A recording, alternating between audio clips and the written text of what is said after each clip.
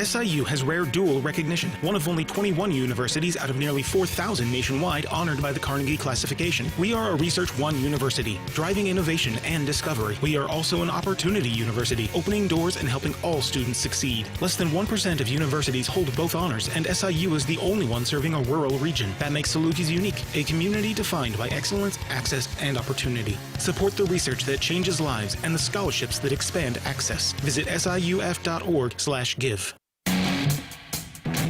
Saluki Baseball is on the air on the Saluki Sports Network from Learfield. Brought to you by Vogler Ford. If you've been looking for a new vehicle and can't quite find what you want, give Vogler Ford Lincoln a try. Proudly serving Carbondale and Southern Illinois for over 100 years. Banterra Bank. Apply for your Banterra Saluki Visa debit card today. Stop by Banterra to learn more. Member FDIC. Coors Light. Keeping Southern Illinois chill. Southern Illinois Healthcare. SIH is the official healthcare provider of your Salukis. Are you really winning? Are You Really Winning is a proud supporter of Saluki Baseball. If you can't stop betting non-stop, call 1-800-GAMBLER. And by Meltzer Reinhardt Group, the best around at protecting your families, helping prepare you for your future, and trying to make it all fit into the budget. Call today at 618-997-9441. Now, here is the voice of the Salukis, Luke Martin. What a ride the Missouri Valley Conference Tournament has been for the Southern Illinois Salukis. It began all the way back on Wednesday night when SIU was able to stay on the winner's side of the bracket. But then shortly after, the next day on Thursday afternoon, SIU and UIC met for UIC's first game in this tournament. And UIC's been able to stay on the winner's side of the bracket. The biggest difference coming in here to Championship Sunday, SIU has played 43 innings of baseball already this week. UIC has only played 16 innings of baseball. That's part of staying on the winner's side of the bracket. But after an emotional day at the park yesterday, SIU is playing loose, and they're ready for an opportunity today to potentially play two. SIU will have to win this first game and then get an opportunity in an if necessary game if the Salukis find a way to win game one. It's another elimination game for the Dogs, as it's the Salukis and Flames dueling it out for the second time in the Missouri Valley Conference Tournament.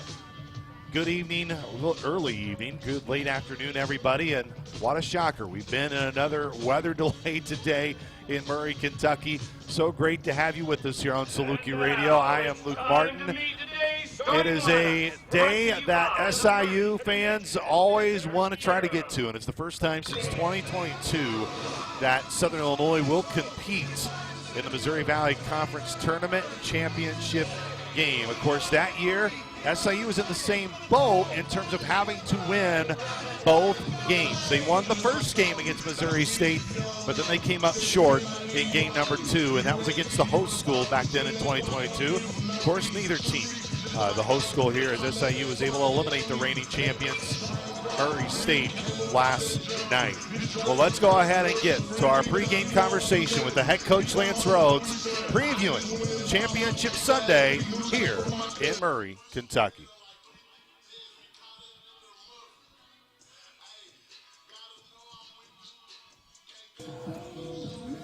Coach Rhodes, here we are, Championship Sunday. What was it like waking up knowing your teams earned the opportunity to try to earn that auto bid here today? I think just anytime you know, one thing I was thinking, there's probably only 75 or 80 teams in the country that are waking up today that can get to play a college baseball game, or knowing that they're still playing college baseball beyond today. So to be one of those 80 teams or whatever it is, makes you appreciate just being able to put the uniform on one more time. And when you be able to put it on, anything can happen. So just happy to have that opportunity. In 22, you guys were able to work your way back through the loser's bracket. You were able to win the first of the two and got to an if necessary. But that's when your group was the 1 seed and had some pressure on trying to work back.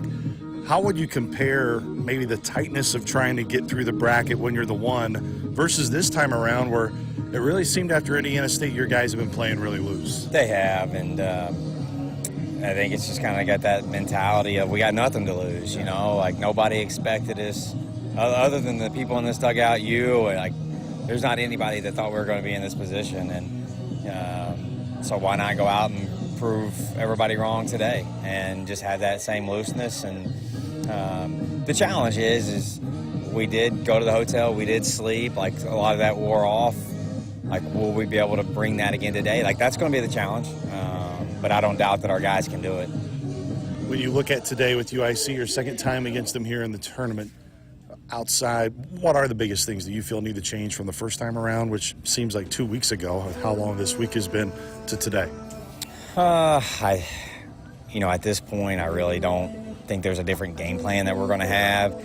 It's more of, it was just an unfortunate situation where Troy probably had the worst outing of his season on that particular day. And my hope is that we go out as a collective group and play really good and get a win and give Troy an opportunity to have redemption against the same opponent. And I would love for that opportunity to happen. So I think I'm not going to look too much into it other than we just had a bad day, and hopefully we don't have it today. What do you believe has allowed your guys to play so loose? I just think, honestly, when we lost, we got nothing else to do other than play loose. We got a lot of seniors on the field, but it also helps, like, whenever who's standing on that mound's making us feel like we're going to win the game. That's, it's definitely the biggest key of the whole tournament. Like, you get somebody out there that's giving up runs and it's a back and forth battle, sometimes you feel like you're not going to make it through. But when you got people standing on the mound throwing up zeros, you feel like, man, we got a shot here. So, you go back to just looking at what Charlie and Hargrove and Gavin did from the starts. I mean, that's the biggest key of why we're still standing here today. Look, as we talk about constantly, you never know till you're in it in terms of the game plan and how you go around. But as we stand here before, realistically, how long can Andrew go today? How much can he give you? We've seen it in professional baseball. Guys in the World Series go on 3 days rest and throw 100 pitches. Like, we're going to let him go as long as he can go. Until it looks like he can't pitch anymore, or he says he's completely done. If he's getting people out and throwing the ball well, like, in my opinion, we're going to treat it just like a normal start, and that's anywhere between probably 5 to 9 innings. So it'd be all be determined on how he's doing. It's not going to be like, hey, we've got this scripted out where he's going to throw 3 innings, get us off to an opener or anything like that. He's got 3 days rest underneath his belt, and we're going to ride him as long as we can. The script got thrown out a long time ago, Coach, in terms of the perfect script for this tournament. Offensively, as we said last night against Murray, probably innings 1 through 5 were some of the best innings you've had, from the execution on the bases, being able to score on a wild pitch, stolen base, manufacture runs. What, other than just, hey, keeping that rolling today, what can be the key to just add to that today and have another day where you can manufacture runs in multiple ways? Yeah, we just need those big moments where we got guys standing in second and third and to knock them in. And hopefully we have enough opportunities. The thing last night, like, we didn't get it done in the one particular inning that could have really broke it open. But when you have so many opportunities, we did get it done, and a lot of those opportunities to get it to 8-0. It would have been nice to get it done in that one chance. But I hope we have enough opportunities again today where, we just look at the one where we're like, man, I really could have broke it open, but it wasn't that big of a deal because we had so many chances and we got it done. So it's the same thing, man. Like, we need to score 10-plus runs probably in order to have a chance to win, and we need to have guys continue to go out there on the mound and do what they've been doing and just play loose and free. And we got nothing to lose, man, so just go get it done. Coach, I hope I'm talking to you another 7 hours after what will be another fun day. Good luck. Have fun. Appreciate it. Thank you. That was head coach Lance Rhodes, as SIU again will be the visiting team here in this game. They will be in the third base dugout today. UIC will be in the first base dugout. Let's go ahead and set the starting lineups for you, as They are about to send UIC onto the field. Again, this game was originally supposed to be around 1 o'clock today, so really in all reality, a 3-hour delay, which can live with that with how the crews have been. Now, kind of the neat thing about this, now I don't have those other umpires' names, but they add 2 extra umpires to the game. They add 2 that go down each line, so that will be kind of a neat thing to see the full umpiring crew coming out for this game. Typically, you don't see that many umps for the pregame coach meeting here in the Missouri Valley Conference. Again, UIC with a win. Then there will not be a second game. UIC will earn the auto bid and go on to the NCAA tournament representing the Missouri Valley. Southern Illinois with a win. They would still have to come back and win a second game against UIC to have the opportunity to be the league representative in the auto bid. Lance Rhodes and Sean McDermott just shaking hands. So let's go through the lineup as SIU will send this lineup to bat here in the tournament. Christian Sprawling will lead off, being left. Julio Guerrero will bat second. He'll be the center fielder. Batting third will be Jacob McKenzie, first baseman for SIU. Batting fourth, Michael Milot, the designated hitter. What a tournament. He has had 7 hits in this tournament. He is only behind Tim Semay in terms of hits in the Valley tournament. Right behind Michael Milot, Tim Semay, 8 for 19 in the tournament for the Saluki shortstop. Caleb Hall will be batting 6th, playing right field. Batting 7th will be the second baseman, Gabe Petrucelli. Jane Flores will be batting 8th, the third baseman. And then Mason Schwalbach, who has caught every game in this tournament, he will bat 9th. Sprawling, Guerrero, McKenzie, Milot, Semay, Hall, Petrucelli, Flores, and Schwalbach. Defensively for UIC, a group that's had 51 errors this year. They've turned 39 double plays. Cologne in left, Smith in center, Wright will be in right. What a fitting name when your last name is Wright, to be in right field, spelled W-R-I-G-H-T. Acosta will be at third, Cody at short, Bussin will be at second, and then Flanagan will be at first. And then Curry will catch the balls and strikes today for Kendall Lyons, a right-hander, comes in with a 6.02 ERA this year. He does have 11 starts, 52 and a third innings log, 38 strikeouts to 32 walks for Kendall Lyons. Kendall is a senior from Warren Township High School. Did make 15 appearances last year for UIC. His last appearance against Bradley, he went 6 innings, 5 hits, 2 runs, 1 earned.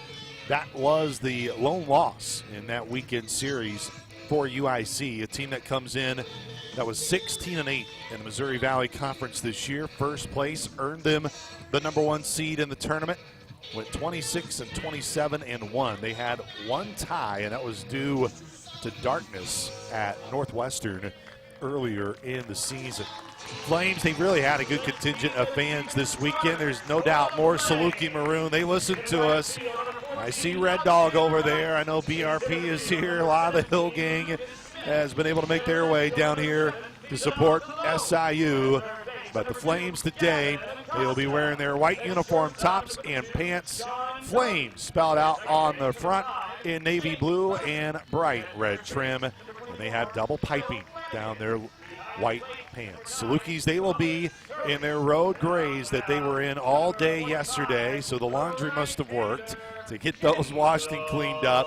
Southern on the front, spelled out in maroon. Maroon numerals on the front and back in white trim. Of course, Jake Ryan, first base coach for the Salukis. He'll make his trot out there after Lyons goes through his warm-up tosses. Tony Caldwell will be down at third. Again, the one thing to watch with the weather that we have had. Now, the infield is all turf. That's not been the worry. There have been some spots. Typically, there is a really bad spot in foul ground down the right field line. It's about halfway between the first base bag and the right field foul pole. Got to be careful. I know you want to go for and out, but just you got to watch your footing as you go into there in foul territory. The grounds crew here at Murray did a fantastic job to try to get their gravel warning track, again, freshened up enough to get these teams to be able to play. Again, if these games couldn't get played today, the tournament, because you can't play into tomorrow, Talking with Mike Kern from the Missouri Valley Conference. He did have a conversation with the NCAA last night. They are going to be lenient on if there is a second game of letting the AQ get in past their deadline of 11 p.m. Central, which is 12 midnight on Monday on the Eastern Time. So, but we hope somewhat we have to worry about that, because that means the Salukis took care of business in game one. UIC could make everybody not have to worry about it, but we want them to worry about it. We want them to sweat, as the right-hander Lion just completed his warm-up toss as Thomas Curry delivers that final warm-up toss out to second. It is a cloudy, overcast day here in Murray, Kentucky, as Christian Sprawling will lead off 1 for 7 against UIC this year. As Sprawling, again, 5 hits in the tournament, had 2 of them last night against Murray State, and then he had a single against Indiana State late in that contest. As we are about for our first pitch of Championship Sunday, the righty deals, and it's smack third base side foul. And Jack Watkins will be happy. It was right on time, in the nick of time, 4:05. Just a 3-hour delay. This game's supposed to have a first pitch time of 1:05. Again, it's 3:75 to the power alleys, 3:30 down each line. As Lions ready, third base side of the rubber he works, and he left it high, 1-1. Again, the drastic difference, and this is the first year of this format with the bracket where you've only had 6 teams go plus a bye. Again, UIC, they've only played 16 innings this week, a 7-inning game and a 9-inning game. As Lions 1-1, down away, it's 2-1. Compare that to Southern Illinois. They have played 43 innings coming into today. It has been a long road, but man, it can be one to remember. The loser side of the bracket is tough, but it can create memories that last a lifetime. Here's the 2-1 pitch. Sprawling fouled it back across that Racer logo there behind home plate, 2-2. Big Murray State M that's stitched into the turf. They got the Valley logo painted there in shallow center. Appreciate our friends here at Murray State. They've been really kind hosts to us this week. 2-2 count, nobody out. Christian Sprawling, the leadoff man. We're just underway here in the top of the first. The pitch outside, and it's wide, and we have a full count. Our umpires today, by the way, Matt Anderson, our home plate umpire. Greg Stanzak at first. Trey Nelson will be down the line. And then you have Brandon Misson at third. And then Mark Clint Wheeler will actually be at third. Brandon Misson's at second. And then Mark Hutchinson is going to be the left field umpire down the line. They just squeezed them in there, the umpires' names. Had to find them. As that pitch was fouled away by Sprawling. Count still full. Sprawling trying to reach base here on UIC. The payoff pitch. Sprawling in the air to left. Back on its Cologne. He's at the warning track. He's there. He's stopping, and he makes the grab right on the warning track for out number 1. Lions did pitch against SIU earlier in the year. Went 4 2/3. 6 hits allowed, 2 runs. That was on the doubleheader day when UIC swept both games, and both in walk-off fashion. The game earlier in the tournament where UIC run-rolled the Salukis 11-1. That was the first time after 6 games in a row that virtually came down to the final AB. Pitching there for a strike to Guerrero, 0-1. Julio's had a strong tournament, 6 for 18 offensively, 4 for 13 against UIC this season. As Lions set at his belt of that white jersey top, the 0-1 count, 1 out. Top of 1. Pitch low. 1-1. Again, Sprawling, Guerrero, McKenzie. Those are the 3 scheduled hitters here in the inning. SIU, they've won 3 consecutive elimination games to get them to today. Here's the 1-1. That's in there for a strike. 1-2. 1 ball, 2 strikes, 1 out. It's Julio Guerrero from the right side, trying to get the first base runner of the game for SIU here against the Flames. Lions leg kicks the 1-2. Chop deep in the hole at short. Cody's got it. Throw across the diamond in time, and it's a 6-3 putout to retire Guerrero. So after he got Christian Sprawling on a fly out to left on a full count, Lions able to sit Guerrero down on that ground out. Salukis didn't have much momentum against Flames in the first meeting between these two teams in the run roll game. It looked against Mason Lee that in the second inning it was starting to maybe get away from him. Salukis got 3 hits on them in that second inning, but that was virtually the only time that SIU applied any sort of pressure.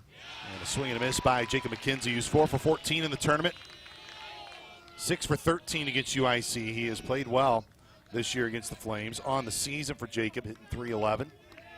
Again, missed over 20 games. Here's the 0-1. And chase the high fastball, 0-2. UIC fans are waving those red and blue pom-poms with each strike. 0-2 count, 2 outs, top of the first. Just underway here in game 1. The pitch up the middle, right up the Lions. He fields it right on the first base side of the rubber on top of the mound, and he underhands it 1-3. That does it in the first inning. 1, 2, 3. Go the Salukis. The Flames will have their part of the lineup coming up. We'll take a timeout. This is the Vogler Ford first inning, and it's no score between SIU and UIC. This is Saluki baseball from Learfield. Dive into the authentic flavors of Mexico at Tequila's Mexican Restaurant. From sizzling fajitas to mouth-watering enchiladas and the freshest guacamole in town, Tequila's brings you an unforgettable dining experience. And don't forget our signature margaritas, crafted to perfection.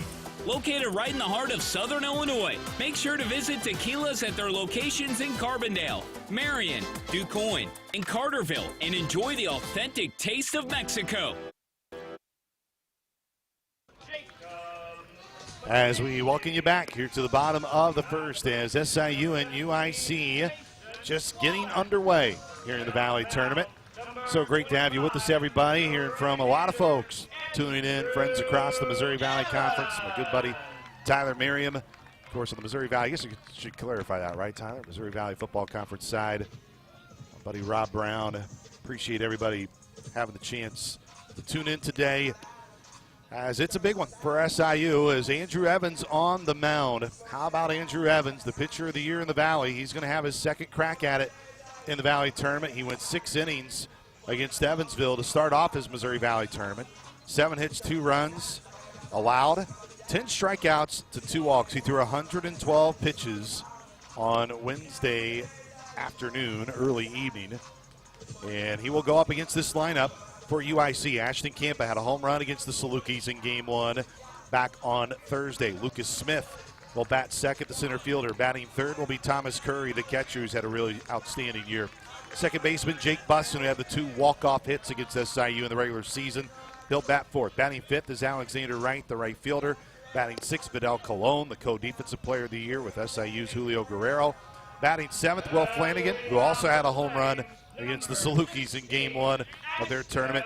Sean Cody will be due up 8th, and then Gavin Acosta will bat 9th. Campa, Smith, Curry, Bussett, Wright, Cologne, Flanagan, Cody, Acosta. Defensively for SIU, sprawling in left, Guerrero in center, Caleb Hall earns the start in right. Flores at third, Tim Samay at short, Gabe Petrucelli at second, Jacob McKenzie at first, Mason Schwalbach catching for Andrew Evans, the Missouri Valley pitcher of the year. And that maroon ball cap, the 12-6 breaking ball, goes in for a strike. Ashton Campa, the newcomer of the year in the league, has just been on a heater ever since he played the Salukis. 369 on the season, 15 homers. Here's the 0-1, and that drops in just wide. Missed it. It was another 12-6 breaking ball. 2 hits in the tournament for Campa, went 1 for 4 against the Racers. Third base side of the rubber for Andrew Evans. No score, bottom 1. Fastball, driven foul, first base side. And it's 1-2.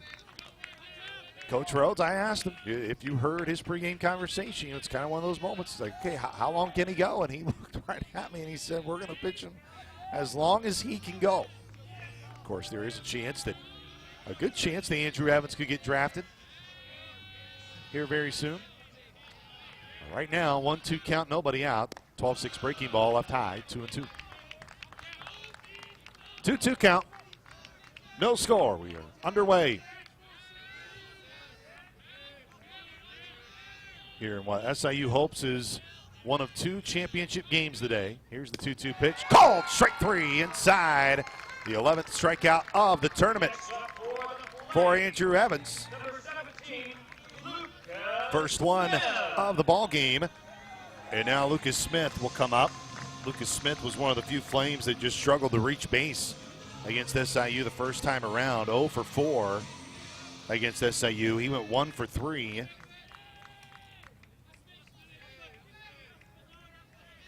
Against Murray State, a game that was a 1-run win for the Flames, and that pitch is in there for a strike.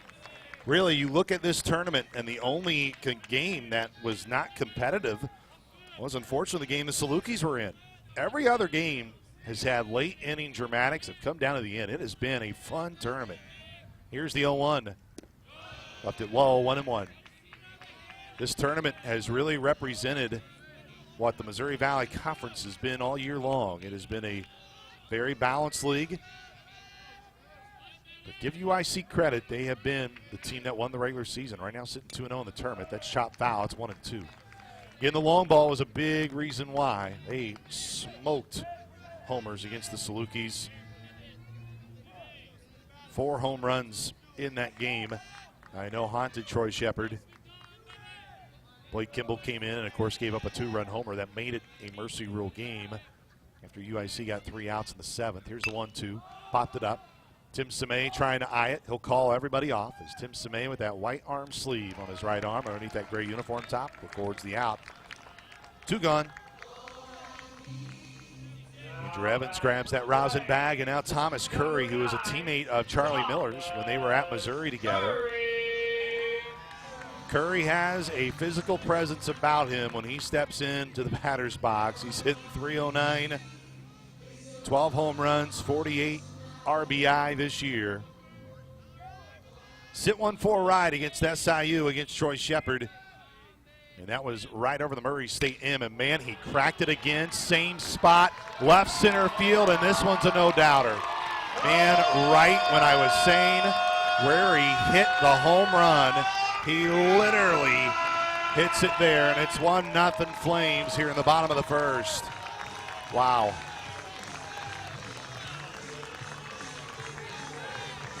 Well, here's the positive. Carter Beck hit a home run in the first inning of the elimination game yesterday, and SIU was able to rally. But, man, Thomas Curry is seeing a beach ball right now. 1-0. Here's Jake Bussin. 2 for 2 with a home run against SIU. I'm not going to tell you where he hit his because then he'll probably do it again. Went 0 for 1 officially against Murray State. The pitch. In for a strike. 0-1. Curry was waiting on a specific pitch, man, and he got it. And it was hung up there. And Julio tried to make a run out, but there wasn't much. There was no room to get that one. Swing and miss high fastball, 0-2. Andrew comes back.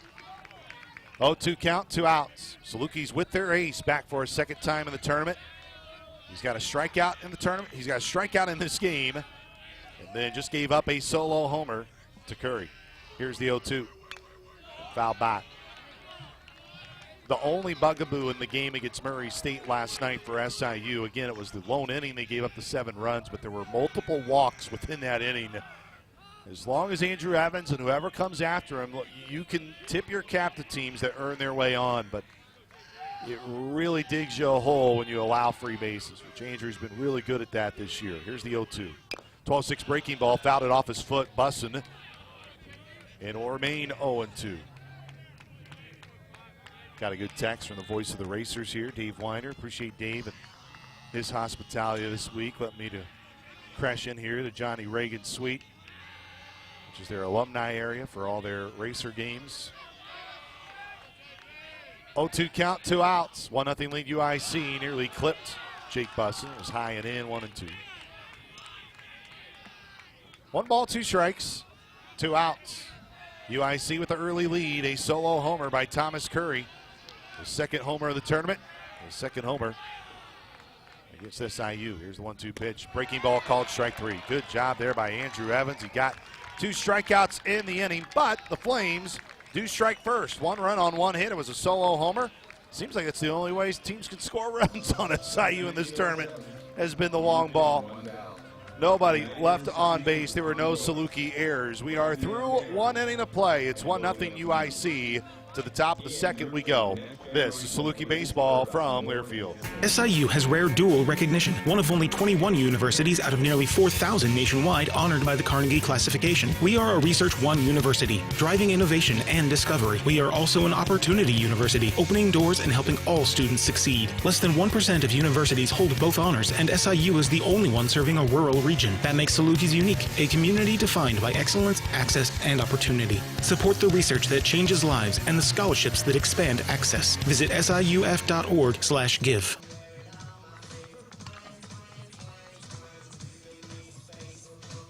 $100 means a lot of different things to different people. At Vogler Ford, it means over 100 years of service helping Southern Illinois drivers get the best deal on their next new Ford. For a great selection and fast and friendly service, you've got to get to Vogler. 1-0 UIC as we head to the top of the second. A Thomas Curry home run.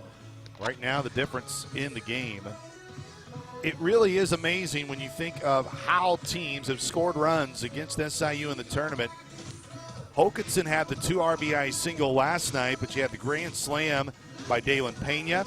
You go back to the Indiana State game, you had Carter Beck's 2 solo homers, and then the 3-run homer by Jeremy Martinez.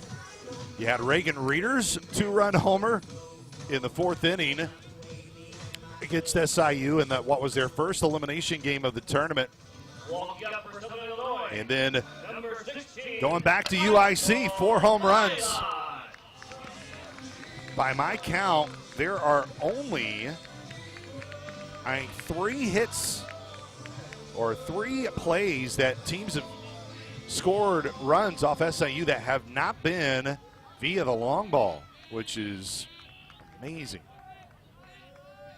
As Lions and UIC with a 1-0 lead. Mylott down the line. It's carrying in right, getting away from the right fielder. It goes into the right field corner. Oh, he's slipping, sliding. Mylott, here comes the throw. Hits the cutoff man. Lake first slide. Gets away. Down the line and left. Mylott's continuing the run. He's at third. He's going to be sent home. Mylott coming to the plate. Throw is there. Not in time.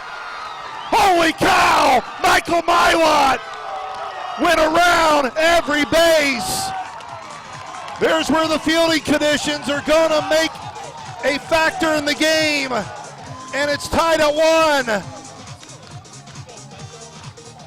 Does that technically go down as an inside the park home run with the throwing errors? No, it won't be an inside the, I mean, I know it's kind of hard. It basically in reality will go that way. But right and right, he stumbled his way as he went to try to get the baseball, and it's tied at 1. Holy cow, what a way for SIU to tie it. And of all people, Michael Mylott. 1-1, we're in the top of the second. That pitch nearly clips Tim Semay, and it's 1-0. Man, I'm hearing from everybody today. Corey Riggs, Ben Adamson, good friends from Missouri State. They know they are going to an NCAA regional. And if the Bears were in the Valley this year, it would have been a tough out. Here's the 1-0. Tim Semay in the air again. This is in foul ground, right field side. Right's going to give it a chase again, and it falls in the bullpen. And that time, I don't know where he ran into. It looks like he kept running. I've not seen him appear yet. He's in the there we go. Now he's back. Again, and you can't blame players. They are going to sell out and try to get outs, but it's hard to see it down the left field line. But I'm telling you, it is a war zone. In the foul ground down the right field side with that natural surface. 1-1 game. We are in the top of the second inning as Michael Mylott was able to come all the way around the bases without it leaving the yard. Here's the 1-1, and man, that really got carried away as that one bounced in. And it's 2-1 from Lyons. Again, Lyons, he's been that Sunday starter for head coach Sean McDermott, winning the regular season title for the first time since they've entered the Missouri Valley. Here's the 2-1 pitch. Tim Semay smacked it third base side, gloved by Acosta. Goes across the diamond 5-3 to retire Tim Semay. Number 11, Kayla So now Caleb Hall, ever since he hit the grand slam against Indiana State, he's been in the starting lineup. I don't think you can disagree with that one. Mylot, by the way, they officially say it will be a double. And then a throwing error by the second baseman in Bussin. Caleb is well out in front on that one. 0-1.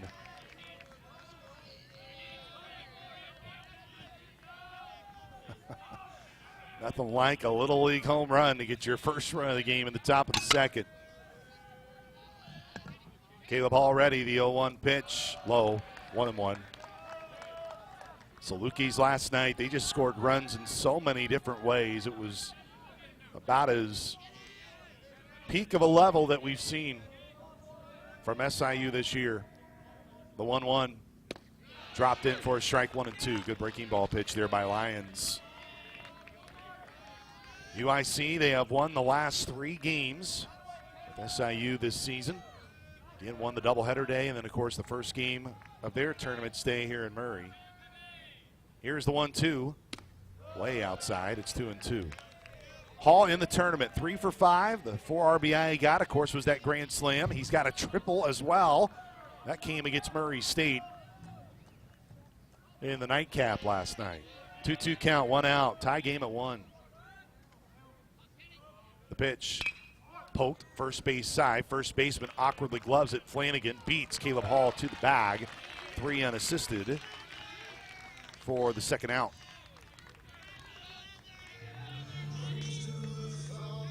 Now batting for the Salukis, number 6. So 2 outs. Gabe Petrucelli, 4 for 11 in the tournament. 1 for 3 this year against UIC. Again, he was dealing with his hamstring the first time these two teams met, which was the Valley Series opener. The pitch, that hit him. 2 out hit by pitch will send Gabe Petrucelli to first base.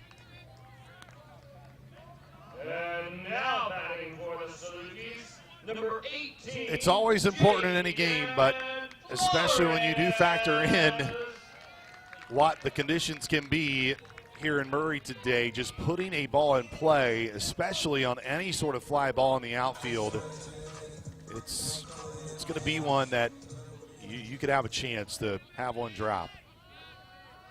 Petrucelli on at first. 1-1 game. We're in the top of the second. As Jane Flores eyes that one in for a strike. Tough night last night for Flo. 4 strikeouts. He did have the infield single in the 6th. He had a good AB where if a ball just would have stayed fair, it would have been a homer. I'd like to see him bounce back here today. 0-1 count, 2 outs. Runner on at first, and a pickoff attempt. Petrucelli back. Flo in the tournament, 2 for 18. But as brutal of a tournament that is offensively, he has been spectacular at the hot corner. The all defensive member, Missouri Valley, with this bat right now trying to make an impact. Here's the 0-1. And Flo foul tipped it into the glove of Curry, and it's 0-2. Kendall Lyons, he's trying to respond and sit 3 down in order after Michael Mylot just doubled down the right field line, and a throwing error allowed him to come all the way around to score. Tied at 1, top of the second. Runner on at first. Here's the 0-2. Flores deep in the hole at short. They will take the short turn to second, and it's a good throw. It'll be a fielder's choice for Flores. They go 6-4 to retire Petrucelli. 1 run, 1 hit. There was a Flames error. Salukis strand 1 on the bases. It's a tie ball game at 1 here on Championship Sunday in the Valley. You know it's a big day because Mike Reese is here as well. This is Saluki baseball from Learfield. Conveniently located in the heart of southern Illinois lies Rend Lake Golf Resort, the region's only 27-hole public golf course with 5 sets of tees, expansive greens, driving range, and on-site PGA instruction. Rend Lake Golf Resort is perfect for golfers of all skill levels. Looking for stay-and-play packages? Check out Rend Lake Golf Resort's on-site lodging, condos, and cabins. After your round, relax with friends and family and enjoy a meal on-site at Seasons Restaurant. To learn more, visit us at RendLakeGolfResort.com. Rend Lake Golf Resort, official partner of Saluki Athletics. The Orthopedic Institute of Southern Illinois has the most highly trained team of orthopedic, spine, and podiatric surgeons, including interventional pain management. From sports medicine to neurosurgery, podiatry, and interventional pain, we are committed to providing the very best in diagnoses, treatments, physical and occupational therapy, and rehabilitation to local athletes. Visit oisil.com or call 618-997-6800. OISI is the official orthopedic provider of Saluki Athletics.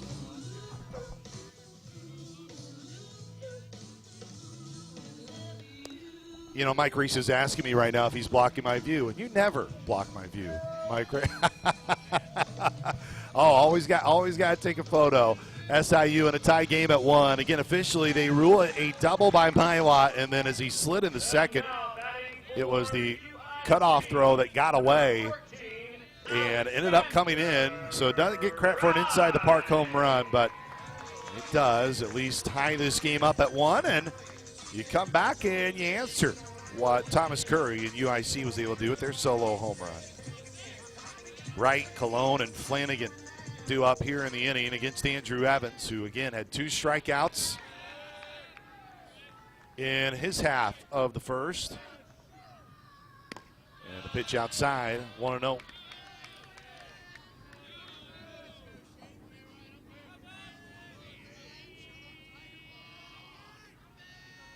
Evans works the third base side of the rubber. Leg kicks again, the 1-0 pitch, and therefore a strike, 1-1. Wright, so far 0 for 7 in the tournament. You got Flanagan, who's 3 for 6 behind him, and then Cody's 2 for 7 in the Valley tournament. Here's the 1-1 pitch, breaking ball, nicely done, and for a strike, 1-2. Salukis with a win, and they will force a winner-take-all game for the Valley tournament. UIC with a win, they will be the auto bid representative. Here's the 1-2. Swing and a miss. I believe that was his 12-6 breaking ball and got him to chase it high. First strikeout swinging for Andrew Evans in the game. And now Vidal Cologne getting the co-defensive player of the year, left fielder for UIC. Cologne with a 2-hit day against Murray State. Flames have been out in front for most of this tournament. They have not had to come from behind. There's the pitch in there for a strike, 0-1.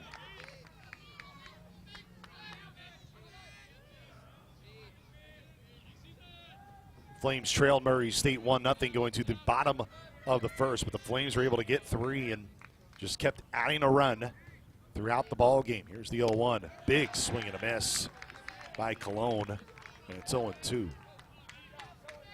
The challenge for Southern Illinois is, can they bottle what they did yesterday? Can they carry that momentum over into the game? It helps when you have a play like you just did with Mylott. The 0-2. Well high, 1-2. And of course, right before that, Jordan Cruz, our sports information director, do everything here at SIU for Saluki baseball, was reminded. I was just talking about how the Salukis had scored in so many different ways. If there was a bingo card of ways to score in a Valley tournament, my goodness, I think the Salukis would have about 3 bingos. Here's the 1-2 that's fouled into the netting. 1-2.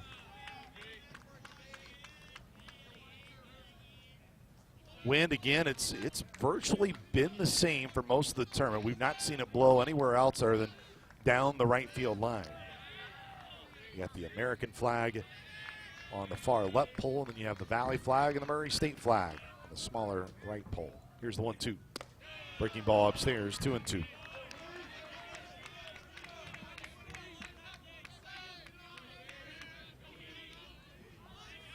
Two count, 1 out. Tie game at 1. We're in the bottom of the second. UIC, the home team. Evans ready, the 2-2. High fly ball. Christian Sprawley, man, this is a major league pop-up. He gets underneath it there and left, and he'll make the grab. 2 gone. And now batting for the Flames, number 24, Will Flanagan. 2 for 2 with a homer against SIU back on Thursday. and then backed it up for a 1-for-4 performance against Murray State.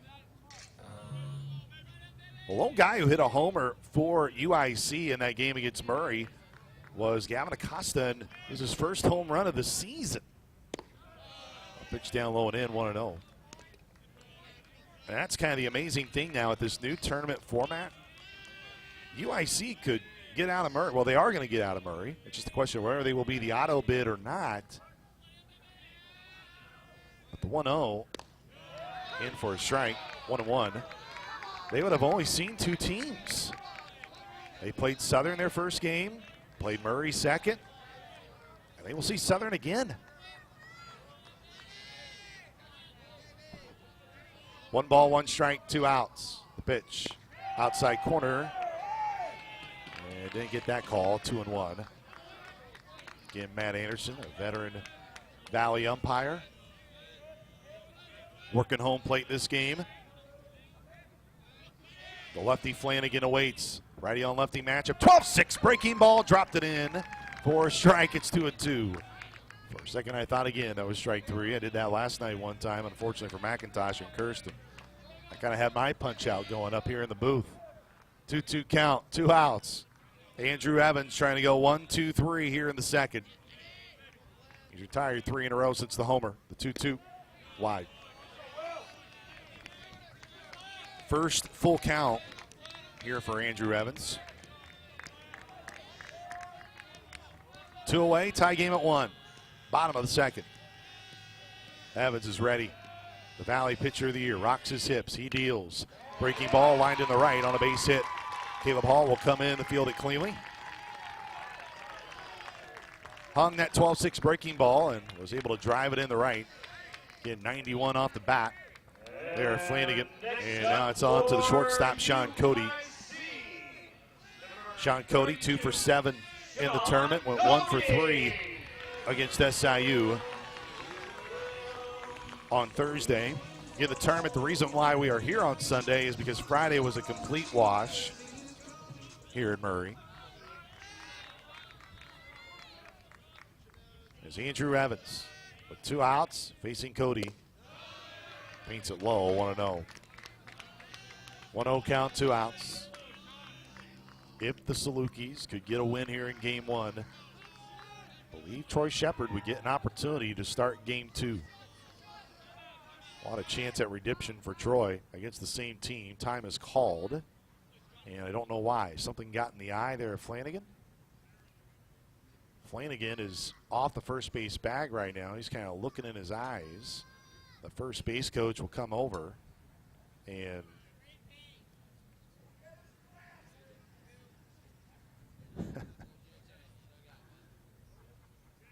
so 2 outs, tie game at 1. We're at the bottom of the second, and now Flanagan has taken off his batting helmet. And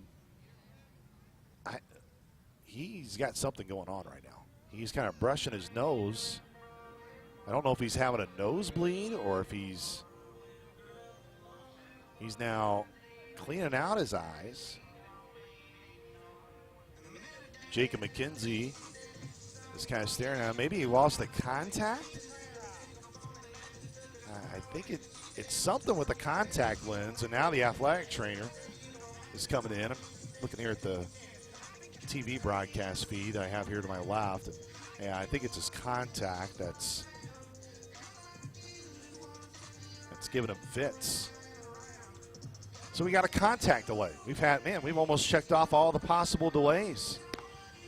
Now, the weirdest delay that I've ever seen in the Valley tournament, at least in my time, and I'm sure, like I said, I got a lot of my Valley friends listening in and can chime in with them, but the weirdest one was the bee delay in Dallas. There was a group of bees that overtook Horner Ballpark. I remember watching the game. I believe it was Bradley and Valpo, and all of a sudden you see the center fielder drop like, whoa, like, did he get hurt? And it's like, no. Then you see others start to drop, and it was literally just bees that were hovering around and making their way through. And again, they're trying to, I guess, to wet his contact. get contacts back in. Man, I've not seen this lengthy of a delay for contacts.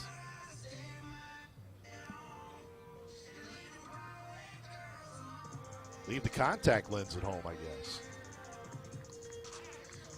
So here we go. It's a 1-0 count, 2 outs. And Andrew Evans, after Flanagan was able to get a single on him. Sean Cody here in the 8th spot with Acosta on deck. It's 1-1, bottom second. Salukis have to win to stave off elimination again. Here's the 1-0 pitch. It looked like a good pitch, but it was high, 2-0. So now Evans is falling behind. For one of the few times tonight. He just had his full count, first full count of the game to Will Flanagan. We're in the bottom of the second. 2-0 count, 2 outs. Runner on at first is Flanagan. Evans ready. The 2-0 pitch. Popped him up. It's in right. Caleb Hall will locate it. He doesn't have to move very much. And he records the out. Saluki Strand, the 2-out single by Flanagan. No runs, 1 hit. There were no Saluki errors. We are through 2, tied at 1.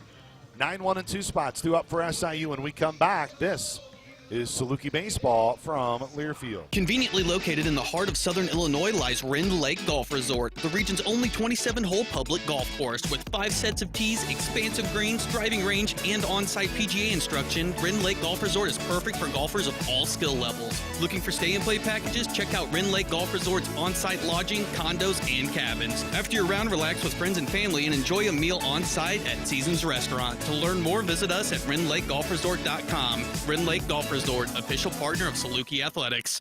The Orthopedic Institute of Southern Illinois has the most highly trained team of orthopedic, spine, and podiatric surgeons, including interventional pain management. From sports medicine to neurosurgery, podiatry, and interventional pain, we are committed to providing the very best in diagnoses, treatments, physical and occupational therapy, and rehabilitation to local athletes. Visit OISIL.com or call 618-997-6800. OISI is the official orthopedic provider of Saluki Athletics. Tie game at 1 as we are through 2 innings of play. We head back to the 3rd inning, which again is brought to you by Vogler Ford. Vogler Ford is committed to being your service destination for life with a fast and friendly service department and online parts business that ships parts all over the country. You can get what you need wherever you need it. VoglerFord.com.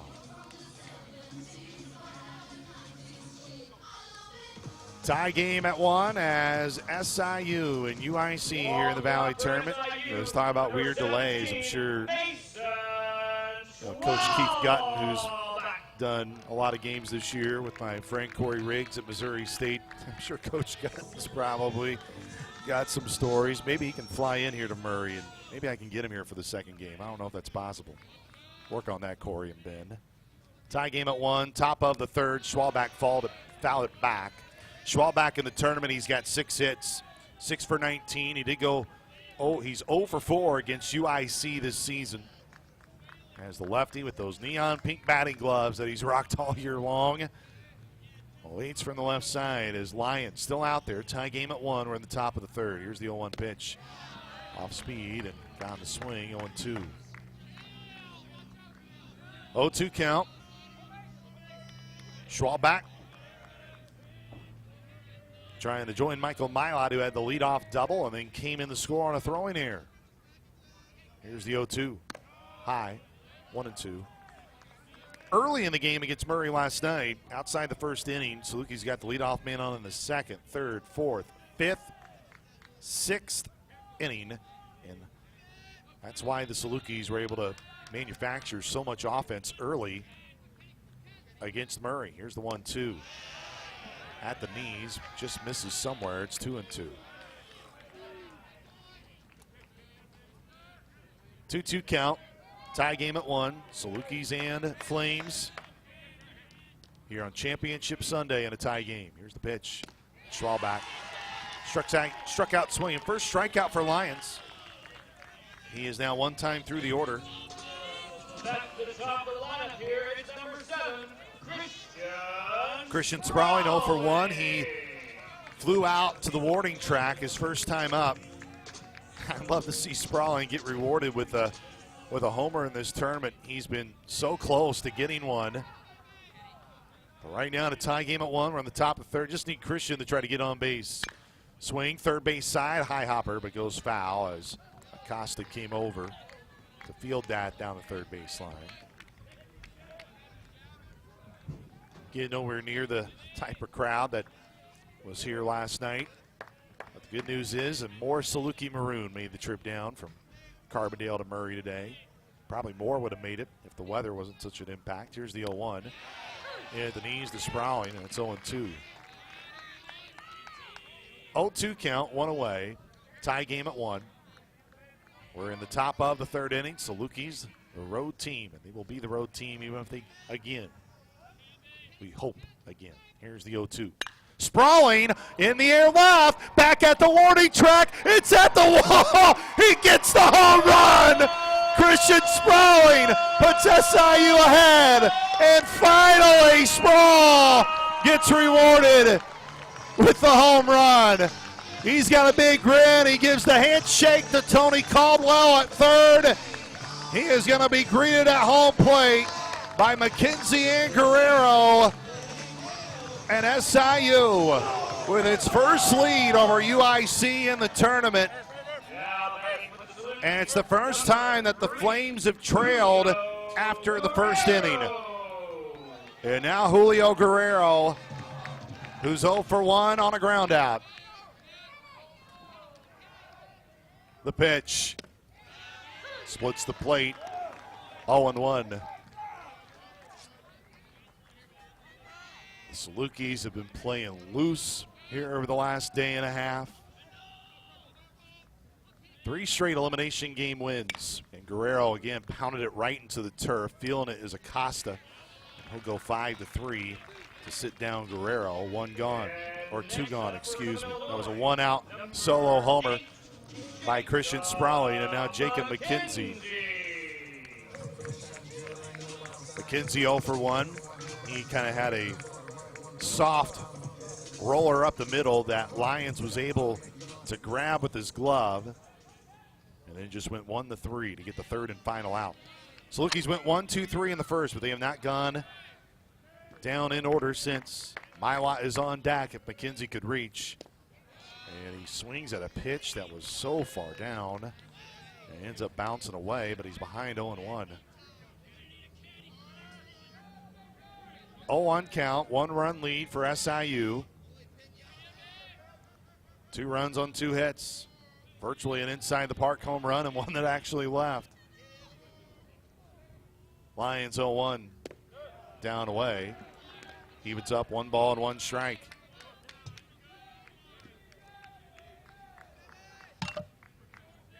Two-1 lead for SIU. They just took the lead here in the top of the third inning. Trying to add more to it. Nobody on the bases, though, for McKenzie. He checked his swing. He held up. And, man, that is almost an identical pitch, and that is twice now that Lyons has basically bounced it off home plate. It's 2-1. Jacob's got to make him throw a strike because the first one he swung at was nowhere near a strike. Here's the 2-1. Driven in the air to center. Back on it, Smith. He's at the warning track. He's at the wall and makes the grab right on the Valley, typing in gold against that blue outfield wall. So McKenzie flies out to center. That ends the inning. 1 run on 1 hit for SIU. There were no errors in the inning. Nobody left on base. We are through 2.5 in the Vogler Ford third inning. SIU leads it by 1. This is Saluki Baseball from Learfield. When you're betting and find yourself constantly thinking about gambling and you're losing more money than you have, are you really winning? If you're spending too much time with the slots or you can't stop betting on sports and you find yourself feeling overwhelmed, maybe lying, and probably losing more money than you can afford to lose, you're not alone and you can get help. It's available 24/7 and it's confidential. When your betting has gotten out of hand, call 1-800-GAMBLER or visit www.areyoureallywinning.com. Sponsored by the Illinois Department of Human Services. Nikki Rischel of SI Realty is the official realtor of Saluki Athletics. Visit Nikki today in Carbondale or contact her at 618-713-5353 to find your forever home. Christian Sprawling with a one-out solo homer in the top of the third has given SIU and Andrew Evans a 2-1 lead. Andrew Evans right now about to complete his first time through the order. 2 hits against Evans. One was a blooping single, and the other was a nuke to left center by Thomas Curry. Andrew Evans has looked like he typically would for a Friday night start. Now batting for the Flames, number 2, I'm telling you, it's when you look at the all-tournament team, it's going to be really hard to pick. I think there's only 3 pitcher spots on the all-tournament team. There have been so many spectacular performances in this tournament. I hope Andrew Evans can lock himself on that all-tournament team with what he could do here. Here's the pitch. It's in there for a strike. 0-1. 2-1 lead. Here's Gavin Acosta. Again, he got the big home run, and it proved to be a big deal because it increased UIC's lead by 2. George for Murray ended up getting a solo homer to bring them back within 1. Slow roller, third base side. Oh, they're saying foul ball at third. Flores, it looked like he fielded it off of his glove behind the bag with chalk there. Now, Coach McDermott not really causing much of a stir there at third. The dugout, which is always loud, was hooting and hollering for UIC. Walking back is Acosta. Again, 2 hits in the tournament for him. It's his first AB here against Andrew Evans. 0-2 count, 2-1 lead for SIU. We're in the bottom of the third. Here's the 0-2 pitch. Lifted in the air, foul ground. Jacob McKenzie has room. He's on the turf and goes the natural surface as he makes the grab for out number 1. number 16, Ashton Campa struck out looking to start the bottom of the first for UIC. One of 3 strikeouts for Evans going through the order. So second time now through the order for Andrew Evans. The Valley Pitcher of the Year right now is a 1-run lead. A swing and a miss, and Campa took like a half-hearted swing, and he went around. He couldn't lay off of it. It's 0-1. Right now, Saluki defense relatively plays him straight up. Flores is well off the line at third, even with the bag. 0-1 count, 2-1 lead SIU. Here's the 0-1 pitch on a line over Petrucelli's head, and it gets in the right. So there's a 1-out single as Lucas Smith comes up. The dangerous Thomas Curry's on deck. He's 1 for 1 with a homer. Be nice to see if Andrew Evans can get a nice little routine ground ball here and trust this Saluki defense to potentially turn a double play. Tying run is now on base for UIC. Go ahead run at the plate. We're at the bottom of the third inning.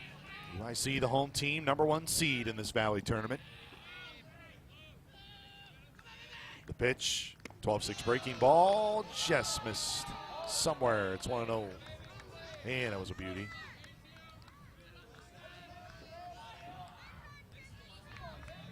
That's the key for Evans when he can pinpoint that pitch and land it consistently for strikes. It just keeps batters off balance. Here's the 1-0. Went fastball in for a strike, 1-1. 1 ball, 1 strike, 1 out.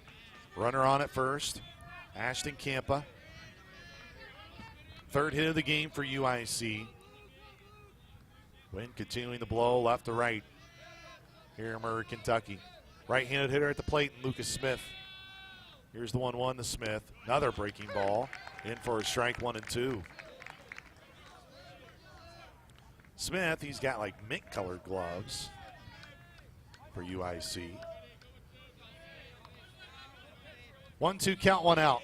2-1 lead for SIU. We're in the bottom of the third here on Championship Sunday in the Valley. Pick-off attempt at first and back in plenty of time is Campa. Flames are not a team that typically steals a lot of bases. They've stolen 38 this year. Their opponents against them have stolen 70. Campa 4 for 5 in a very limited sample size in terms of his stolen bases opportunities. 1-2 count, 1 out. Here's the pitch. Driven in the air, right field. Caleb Hall's got to get his footing. He does in the warning track. Leaps and makes the grab. Man, that's a spectacular play, especially with the conditions. Caleb Hall, he trusted himself. He knew he kind of had to do a crow hop to be able to get to the ball. And now 2 gone. And you will face Thomas Curry, who is the reason UIC's got 1 run right now. Let's see how Andrew Evans attacks Thomas Curry. Curry just saw 1 pitch and nuked it. Curry represents the go-ahead run. 2 outs here in the inning.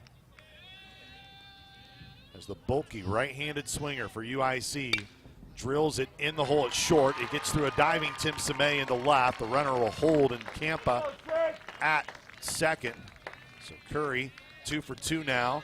And now Jake Busson, who struck out looking against Andrew Evans, back in the first. The tying run is in scoring position.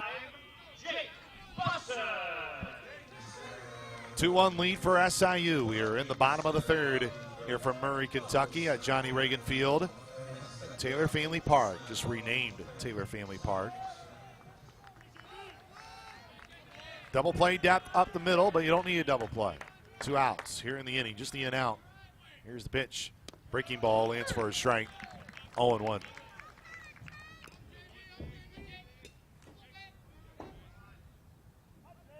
Oh, 0-1 count, 2 outs. Runners at first and second here for the Flames. Andrew Evans trying to hold a lead here for SIU the first time today through a full inning. He went down to a knee as he swings through strike number 2. 0-2 count, 2 outs. Andrew Evans, he's got a strikeout per inning right now, but he hasn't had one yet here in the third. Bottom of the third. 0-2 count, 2 outs. Tying run is on second. First and second occupied for UIC. The righty Bussin at the plate. High in the air to left. Sprawling back near the warning track. Now it's Guerrero who locks in on it, and he makes the grab in left center, and that ends the inning. So UIC, they strand 2, and the Salukis hold on to that lead. There are no runs, 2 hits, no Saluki errors. We are through 3. It's 2-1 SIU. This is Saluki Baseball from Learfield. Dive into the authentic flavors of Mexico at Tequila's Mexican Restaurant. From sizzling fajitas to mouth-watering enchiladas and the freshest guacamole in town, Tequila's brings you an unforgettable dining experience. And don't forget our signature margaritas, crafted to perfection.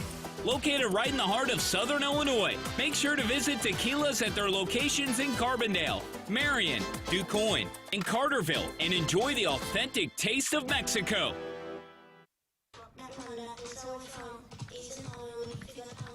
2-1 lead for SIU, middle of the order. Michael Milot, last time he led off an inning, he was able to touch every bag, thanks in large part to a throwing error by UIC defensively, which was their 52nd error as a team. It's 2-1 SIU as we head to the top of the fourth.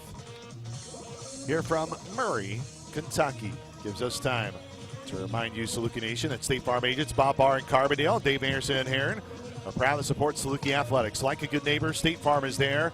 Contact Bob Barr today at 618-457-2113. UIC so far, they've out-hit the Salukis 4-2. As the umpires, again, you got umpires down. You got a typical crew in your infield at first, second, third, and home plate, and then you have the extras down the line in left and right to potentially help you out with ones that continue to get carried down there. You know, Trey Nelson, who is our right field line umpire, I'd love to see his shoes at the end of the game. He's the unlucky one who's got to be on the natural surface, right where everyone's been slipping and sliding. 2-1 lead. Here's Michael Milot, 1 for 1 with that double, and an RBI and a run scored. He swings through 0-1. Here against Lions, who's still in the game. Again, UIC, they have virtually every arm fresh. They have not tapped into that bullpen a ton, and a big reason why is because that mercy rule win against SIU. As that somehow did not hit the head of Michael Milot. It went high above him, and for a moment I thought he was kind of looking at home plate umpire Matt Anderson to get rewarded with it. Bach got the start for UIC against Murray, but then it was Eddie, and that was it. So only one reliever has been used. Technically 2 pitchers in totality from their starters, and then so 3 in total coming into the day. And Lyons, as he missed with that pitch, it's 2-1. He is only the 4th UIC Flames pitcher in this tournament. Again, it's only their 3rd game. Salukis right now on their 6th. Here's the 2-1. A swing and a miss by Milot. It's 2-2. 2 balls, 2 strikes. Michael Milot picked up his 8th hit of the tournament. Ties Tim Samay for the most hits in the Valley tournament out of a Saluki. Lyons ready, the righty. Leg kicks, comes home. The 2-2 in the air to right. Charging in his right. Right will now kind of go sidestep. He charged in to get a read on it. And then he does and retires Milot for the first out. As Tim Samay will make his walk to home plate. 0 for 1. He grounded out to Acosta, the 3rd baseman for UIC, his last time up. That was right after Michael Milot's thrilling double that eventually got him to touch all the bags. The pitch. And there for a strike, 0-1. 0-1 count, 1 out. 2-1 lead for SIU, trying to add to their lead here in the top of the 4th inning. The pitch. Tim Samay smashed it, but it goes foul. Down the line and right.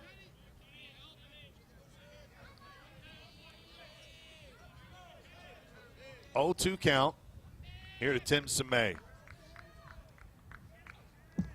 Really has played well against UIC this year. 6 hits against the Flames. The pitch. Bounced in. 1-2. 1 ball, 2 strikes, 1 out. Man, sun trying to peek out here behind the clouds. We haven't seen that darn sun much this week here in Murray. But it's nice to finally see it start to paint this field. Here's the 1-2. That nearly clips the back leg of Tim Samay, and it's now 2-2. 2 balls, 2 strikes, 1 out, 2-1 lead for SIU. Kendall Lyons, typically the Sunday starter for UIC. He's right now on the mound. Here he is, starting on a Sunday, and Championship Sunday of all games. The 2-2 pitch. Tim Samay blooped it right at the shortstop, Cody, and he makes the grab. Tim just couldn't quite get a ton on it. That was only 80 off the bat. And Caleb Hall to the plate. 0 for 1 with a ground out to first. Ian Flanagan, his last time up. Well, it was almost 24 hours ago to this time when Caleb Hall lined one to left center for a grand slam to make it a 5-run top of the 9th for SIU, and they needed all of them. The pitch, high and away, 1-0. 1-0 count, it's a 1-run game, 2-1 lead for SIU here over the UIC Flames.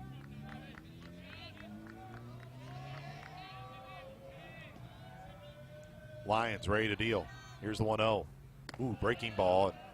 Sailed on him a bit and goes behind Caleb Hall, 2-0.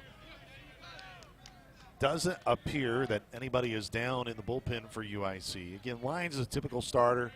They're going to try to get him into the 6th, potentially maybe even the 7th inning, maybe longer. Here's the 2-0. Down away, 3-0. Again, UIC's bullpen, they are extremely fresh. And again, they are in a situation where they're trying to win and end this tournament. Salukis have to win to force another 9 innings. Here's the 3-0. Caleb Hall bounced it right to the shortstop, fielded cleanly by Cody, goes 6-3 for the putout in a 1-2-3 inning for SIU. It's the second 1-2-3 inning of the day for Kendall Lyons and UIC. No runs, no hits, nobody left on base. There were no Flames errors. We head to the bottom of the 4th inning. UIC with Wright, Cologne, and Flanagan coming up This is Saluki baseball from Learfield. SIU has rare dual recognition, one of only 21 universities out of nearly 4,000 nationwide honored by the Carnegie classification. We are a Research One university, driving innovation and discovery. We are also an opportunity university, opening doors and helping all students succeed. Less than 1% of universities hold both honors, and SIU is the only one serving a rural region. That makes Salukis unique, a community defined by excellence, access, and opportunity. Support the research that changes lives and the scholarships that expand access. Visit siuf.org/give. Back here in Murray, Kentucky, as SIU and UIC duking it out for the right to go to the NCAA tournament. Andrew Evans will see Wright, Cologne, and Flanagan. 5, 6, and 7 spots in the Flames order. Good afternoon, everybody. Hope you are enjoying your Sunday wherever you are. Of course, Memorial Day weekend. As we get to this time of year, we got the selection show, of course, tomorrow. And if you're wondering why I was talking about those scenarios where it's important to get your auto bid in and why you don't see a lot of games today, is for that reason. The NCAA has their selection show tomorrow. They got to get the bracket, all that stuff situated. So there is a rhyme and a reason. It's not, well, they just don't want to let him play. It's a reason why you can't get this thing extended past today. Again, the Valley this year, unfortunately, going to be a one-bid league. So whoever is victorious from this day in Murray, Kentucky, will be the lone representative of the Missouri Valley Conference. Right, 0 for 1 with the strikeout, bunted at third base side, and it goes foul. He'll come back. So it'll be 0-1. And Schwalbach hands the baseball back to Matt Anderson.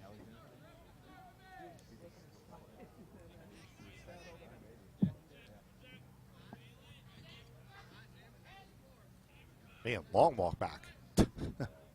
So Alexander Wright still has not even gotten back to home plate. He just now finally got his bat.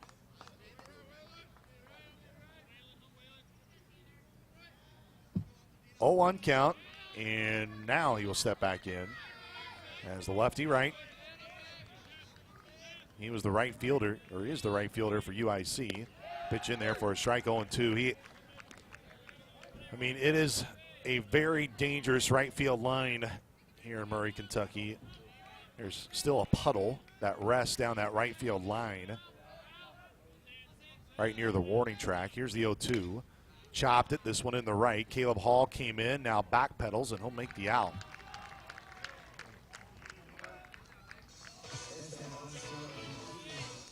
Two in a row retired after the 2-out single by Thomas Curry. So Vidal Colon. I know he's not listening because he's in Cancun. But, man, this has been the Jack Reardon series here in here in Murray, Kentucky. He chose Cancun over coming to Murray. Of course, Jack, a Saluki legend in many ways for his time in Carbondale. Pitch in there for a strike, 0-1. He now works for UIC. And UIC lucky to have such a hard worker and a guy like Jack. So I'm sure it's fitting to see, I'm sure for Jack to see UIC going up against the Dogs. We won't ask Jack who he's pulling for. Here's the 0-1. Bounced away, 1-1. That's what's going on. 1-1 count, 1 out. It's a 2-1 lead for SIU here over UIC. Cologne 0 for 1. He flew out to sprawling his last time up. Andrew Evans has really been solid so far for SIU. Here's the pitch. Ground ball, third base side will go foul. So he'll head back again. Hopefully his walk back is a little quicker this time. Again, Andrew Evans, his pitch count right now coming into this at bat was 51. So he should be right at 54 pitches.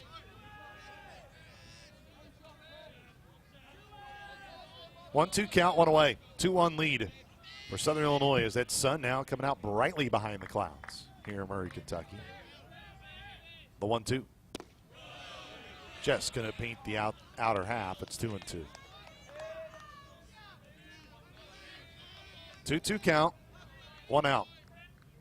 2-1 lead for SIU, 1-run lead. And how many times have we said that lead has been as close as it can get? The 2-2 hung in the center.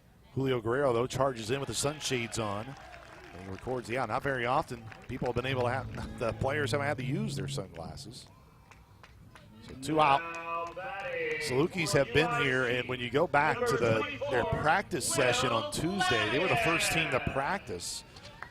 They kind of got the short end of the stick. They had to be here by 10 a.m. So they left for Murray, Kentucky at 7:45 a.m. Tuesday morning. Again, it's a short drive. I mean, the drive's easy. It's just, that's a lot of time. But you're happy to spend that time, and you'd love to close it out here.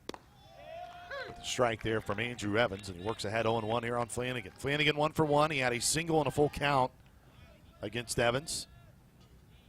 That was in the second inning. The 0-1. Low. 1-1.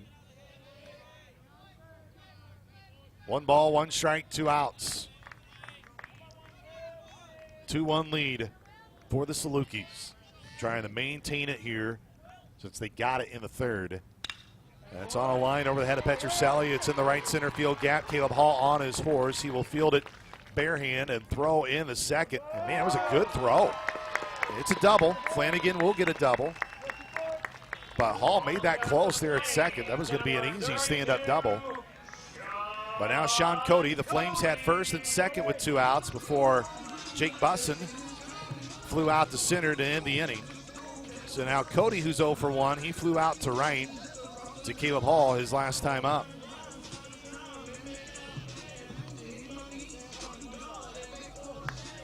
So Cody, the shortstop. Flames trailing by 1. The tying run is at second. Go-ahead run is represented by Cody here at the plate. Andrew Evans.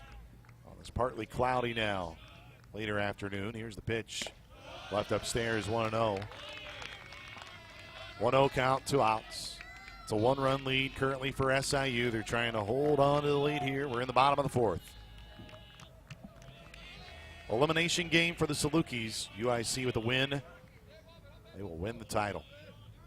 Here's the 1-0. Hung in the left, base hit. That's going to score a run and tie the game. Christian Sprawling just got to the baseball. Throw will go in the second to prevent him from getting there. It's going to be an RBI single for Sean Cody, and it ties the game up at 2.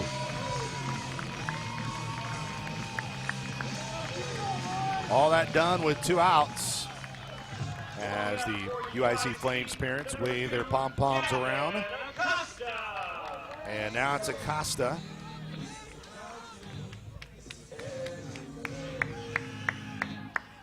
So Acosta, 0 for 1. He popped up to Jacob McKenzie in foul ground. Back in the third. Tie game at 2. 2 outs. The pitch, breaking ball, lands for a strike, 0-1. Salukis will have the bottom of their order due up in the top of the 5th. We're in the bottom of the 4th. Tie game at 2 here between the 1 seed UIC Flames, who just tied it up with a 2-out RBI single by Sean Cody, which followed a 2-out double by Flanagan. Here's the 0-1. Big swing and a miss, and it's 0-2. 0-2 count. 2 outs. UIC offense, they no doubt have had more opportunities today. They've been able to strike Andrew Evans now for 6 hits, but they only have 2 runs to show for it. Here's the 0-2. Line foul.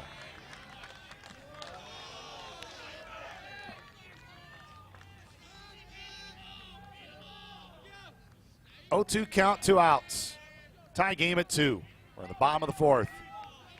As the sun right now painting this infield turf here in Murray, Kentucky. Flames just tied it up. Here's the 0-2. Breaking ball, swing and a miss. Big strikeout there for Andrew Evans, and a nice bounce back for him. 4th strikeout of the game for Evans, and SIU and UIC are tied at 2 apiece through 4 innings. This is Saluki Baseball from Learfield. Located in the heart of southern Illinois lies Rend Lake Golf Resort, the region's only 27-hole public golf course with 5 sets of tees, expansive greens, driving range, and on-site PGA instruction. Rend Lake Golf Resort is perfect for golfers of all skill levels. Looking for stay-and-play packages? Check out Rend Lake Golf Resort's on-site lodging, condos, and cabins. After your round, relax with friends and family and enjoy a meal on-site at Seasons Restaurant. To learn more, visit us at RendLakeGolfResort.com. Rend Lake Golf Resort, official partner of Saluki Athletics.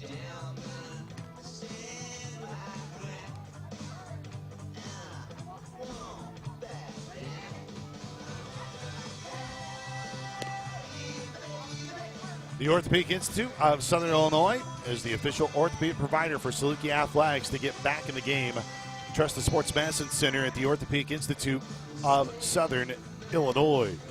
SIU 2, UIC 2. It's Kendall Lyons back out for his 5th inning of work. UIC here on Championship Sunday got here with wins over SIU 11-1 in 7 innings. And then able to knock off Murray State 6-5. You know, they had 9 hits against Murray State after they were able to get 9 against SIU. Long ball was the difference in game 1 between these two teams. Now the Saluki offense. Only 2 hits so far, and the 2 hits have both been virtually home runs. One was a home run by Christian Sprawley, and that gave SIU the lead. And then Michael Milot took advantage of a throwing error on what eventually allowed him to go all the bases around the bases on a official double. 1-0 here to Petrucelli. Do see somebody starting to at least move around, at least down in the bullpen for UIC. It's a tough spot for us to see if anyone's actually throwing. And evens up the count 1-1. 1 ball, 1 strike. UIC 2, Southern Illinois 2. Top of the 5th. Neither team's been able to get a crooked number yet in this game. The pitch, Petro, a soft foul ball on third base side. It's 1-2. 1-2 count. Petrucelli, the leadoff man. Salukis have only been able to get the leadoff man on base 1 time. 1-2 to Petro. In the air to left. Cologne should be able to field it. Cologne is there, and he makes the out.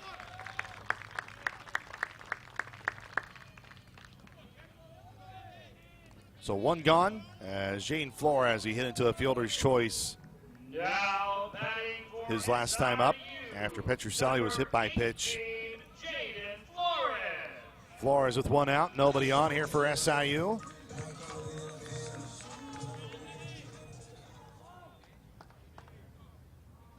Officially 2 for 19 in the Valley Tournament for Flo. The pitch. Dropped in for a strike, 0-1.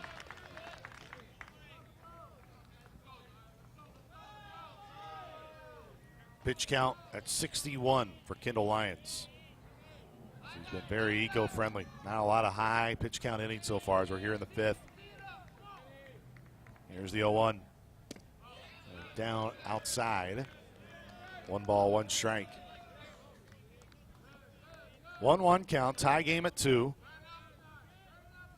Flores here in the 8th spot for the Dogs. Last Saluki to get on base was Christian Sprawling with the solo homer in the 3rd. Here's the 1-1. Flo offered at it and missed it. And it's 1-2. 1 ball, 2 strikes. There's 1 out.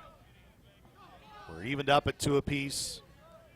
Saluki scored 1 in the 2nd, 1 in the 3rd. UIC had 1 in the bottom of the 1st and 1 in the bottom of the 4th. Currently in the top of the 5th with 1 out.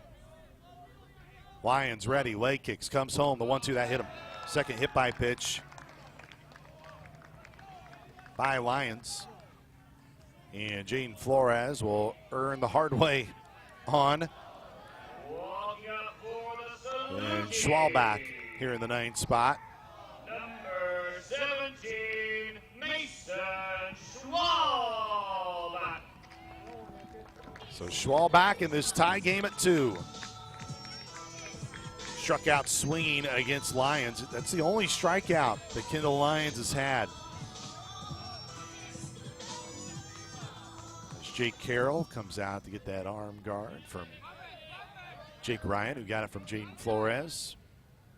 The pitch outside for a strike, 0-1. Schwal back. His biggest hit. Oh, he's had some big hits. He had the RBI single against Murray State last night. Back in the 2-run 4th inning for the Salukis. And a checkup throw over to first, and Flo is back in, plenty of time. Again, none of his hits were just as big, other than keeping that 9th inning going after the grand slam, at least keep applying pressure at Indiana State. But the 3-run homer against Evansville really flipped the momentum of that game. Pitch low, 1-1.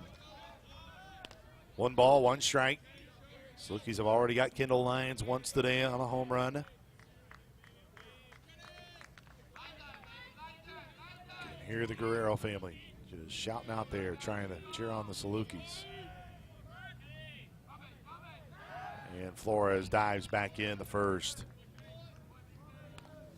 Be interesting to see if we see what kind of transpired on Wednesday night. Remember, Gabe Petrucelli tried to slide into the third, and he was there, but he overslid the bag because the turf was so slick. We haven't seen much of that yet.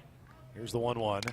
Schwal back into right base hit. Flores, he gets the second. He's going to go first to third. He'll get there easily. He'll have a head-first slide in the third, and Schwal back comes through again. His 7th hit of the Valley Tournament.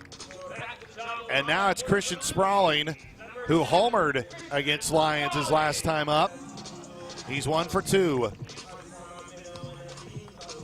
So the 1-out hit by pitch got Flores on. He now stands at third base. Mason Schwal back, able to line one into right. And now Sprawling, who's had 2. His first one went to the warning track as well. He's been seeing Lyons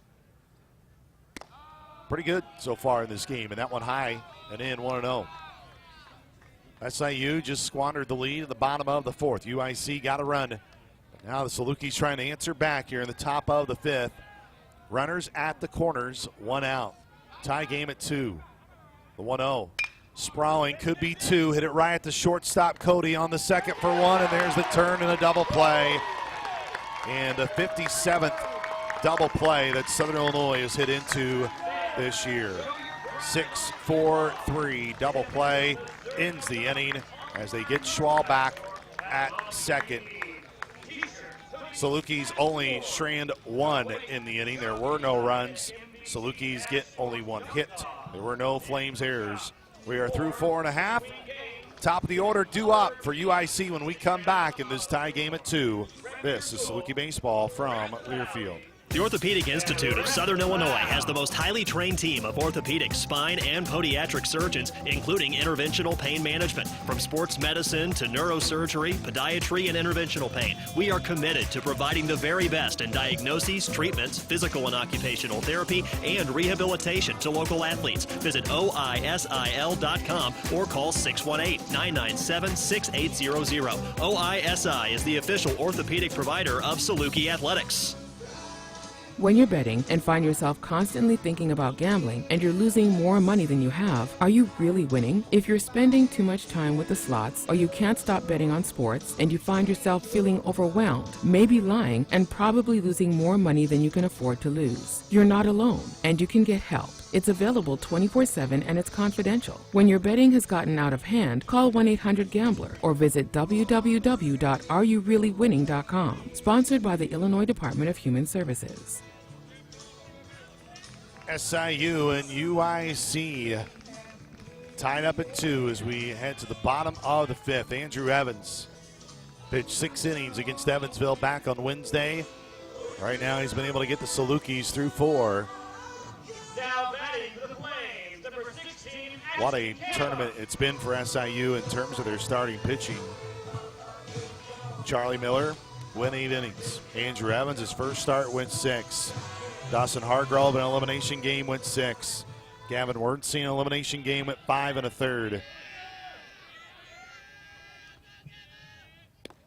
Pitch in for a strike. And it's 0-1 here to start off. Here to Ashton Campa. Campa, 1 for 2 in the game. Singled his last time up. He was stranded at second. The 0-1. Roped, first base side. McKenzie able to knock it down at his knees and goes over 3 unassisted to get the first out. 1 away. Lucas Smith 0 for 2 in the game. Popped it up in the infield to Tim Semay back in the first, and then he flew out to Caleb Hall in right. 1 away, tie game at 2. Bottom of the 5th. The 1 seed, UIC, just needs 1 win today to capture the Valley title. And they're trying to pull off the sweep. The pitch in there for a strike. And not just the sweep in terms of going 3-0 in this tournament, but trying to win the regular season and tournament championship. And in the Missouri Valley Conference, that has been a hard thing to do. It's not been very common. Here's the 0-1. Bounced away, 1-1. And no doubt it was really difficult when you think of when Dallas Baptist was in the league, Missouri State, of course, when Wichita State as well was in with those group of teams. Won the regular season title. That's why so many times the team that won that regular season title was going to be in at-large contention. Not this year. Here's the 1-1. It misses low. It's 2-1. 2-1 count, 1 out. Tie game at 2. 1 away. Here for UIC. We're in the bottom of the 5th. The Missouri Valley Conference Pitcher of the Year, Andrew Evans, has those maroon cleats on as he toes the third base side of the rubber. Here's the 2-1, and it's a soft chopper foul, and it's 2-2. 2 balls, 2 strikes. There's 1 out. Flames have had a hit every inning against Andrew Evans. Be nice to see Andrew potentially have a clean inning here. Here's the 2-2. Left it high, full count. Only the second full count so far for Evans in the game. His last, Will Flanagan ended up winning and he got a single. Pitch count now above 70 pitches here for Evans. Here's the payoff pitch. Right to Tim Semay. Gloved it, has it in his right hand. Tosses across the diamond, 6-3, and that sits down Lucas Smith. And Thomas Curry, who's continuing to have just a really strong Valley tournament. He has now 6 hits in his 3 games. And Ryan McLaren is, Dylan Petrie is down the bullpen. And is this going to be it for Andrew Evans? Andrew Evans and Ryan McLaren right now. Coach McLaren making the walk out. We've already seen Dylan Petrie in this tournament. And Coach Max made it out to the rubber. Petrie, he's appeared twice. The other Saluki pitchers who have appeared multiple times, not counting Andrew Evans today. Blake Kimball, and of course, who else than Meade Johnson? So Matt Anderson, home plate umpire, will make his way up, I'm sure right now. Coach Mack just walking through Evans, just remind him kind of the scouting report here for Curry.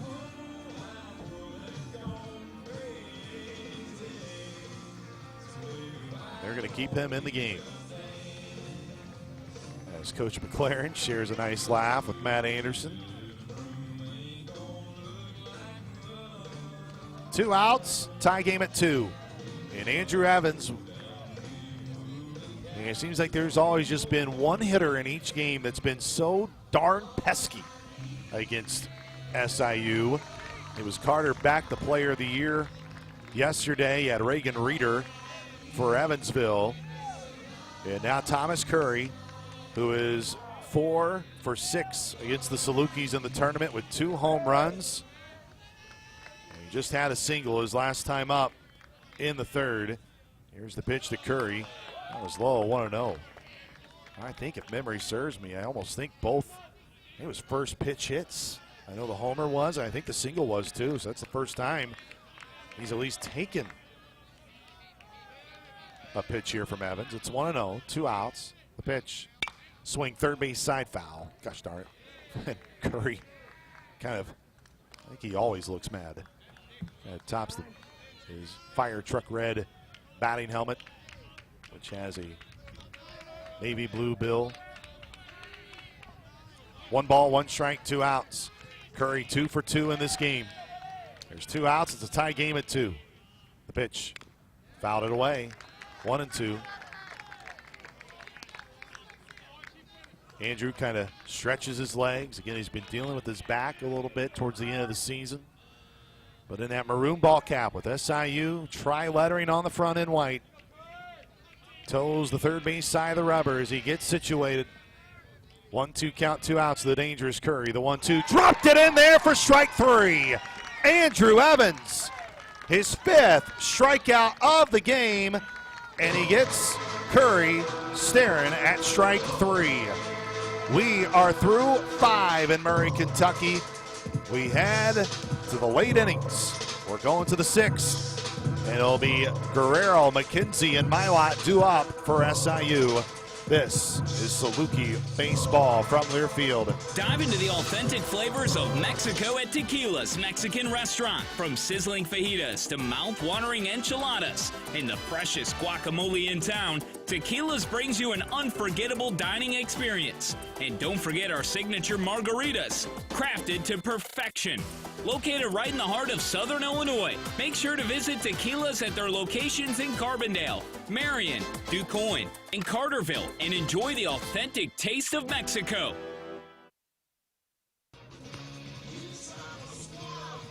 Well, it was a long day yesterday because SIU earned it to be a long day. A 3-hour rain delay here in Murray to this game is why we are still here in Murray, Kentucky.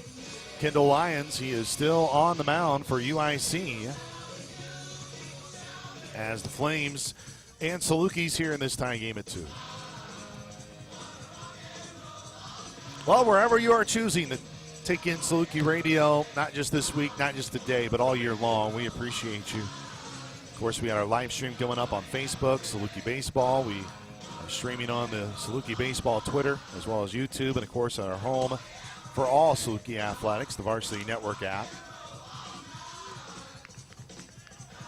It has been a year, I mean, going back to football and to basketball, and of course here with baseball, at least from my perspective. I know Trude can speak for it from a softball perspective. Man, it just feels like, you know, there is a way to quantify it. That you go through and you count.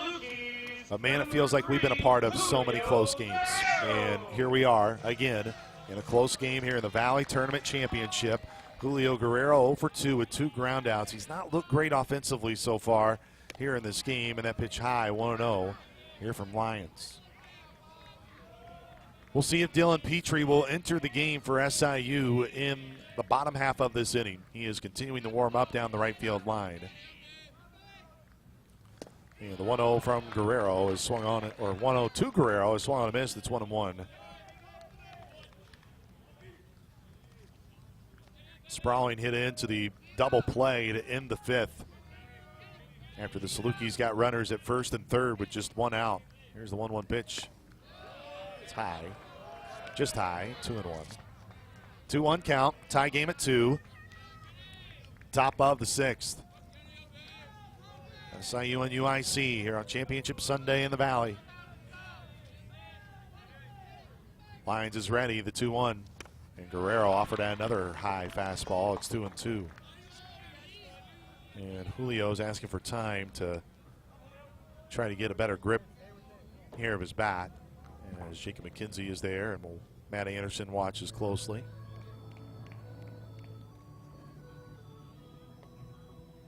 Man, after what was just a day that started of everybody in Saluki Nation saying their prayers to try to get this rain moved out, it's now actually turned into a really nice early evening here in Murray, Kentucky. Tie game at 2. It's a 2-2 count. We're in the top of the 6th. The 2-2 to Guerrero. Down away, couldn't get him the chase. It's 3-2. Salukis have not been in many full counts. Christian Sprawling was in one at the start of the game, and that's it. This is the first one since then. And Sprawling sent it to the warning track and left. What does Guerrero do? The payoff. Strikes out. Only the 2nd strikeout for Lyons. And the Salukis still have only had 1 inning here today where they've been able to get the leadoff man on, and that was the guy who's scheduled third in the inning, Michael Milot.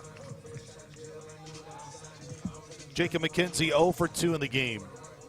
Now he got a hold of one his last time up. Sent it to the warning track. As with one out, the pitch got the high strike. And it's 0-1 here to McKenzie. 0-1 count, 1 out, tie game at 2. UIC trailed 2-1 after UIC had the initial lead 1-0. Flames tied it in the bottom of the 4th. We're here now in the top of the 6th, and that one just misses, and it's 1-1. 1 ball, 1 strike, 1 out.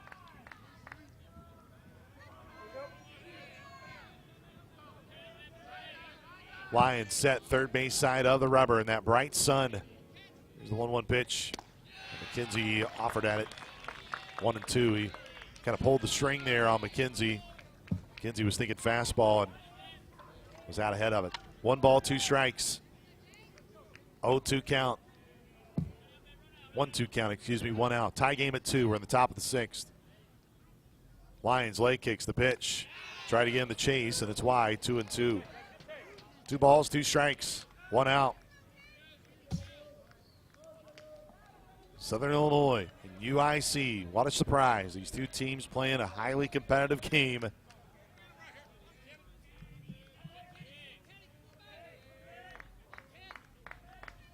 The 2-2. Low, 3-2. So back-to-back full counts here for Lions. Lions has won them all so far. Got Sprawling the fly out, and then he struck out Guerrero.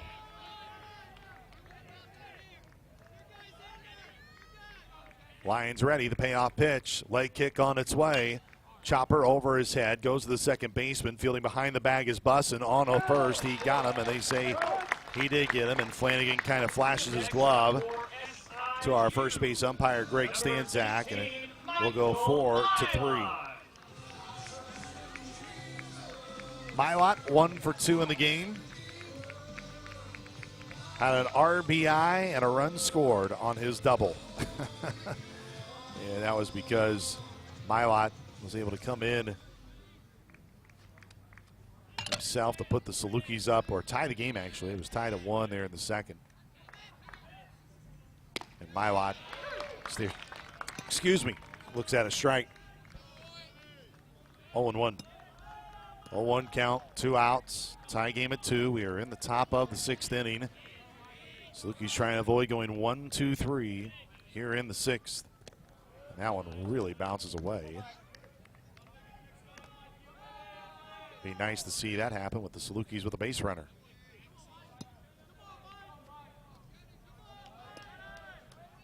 One ball, 1 strike. Kendall Lyons, he went 6 innings against SIU earlier in the year. And right now, he is in the top of the 6th. A tie game at 2. 1-1 count, 2 outs to Milot, the pitch. And again, that one bounced. Man, how many have we seen have just a ricochet like that? Honestly, I've not seen that a ton in the other games.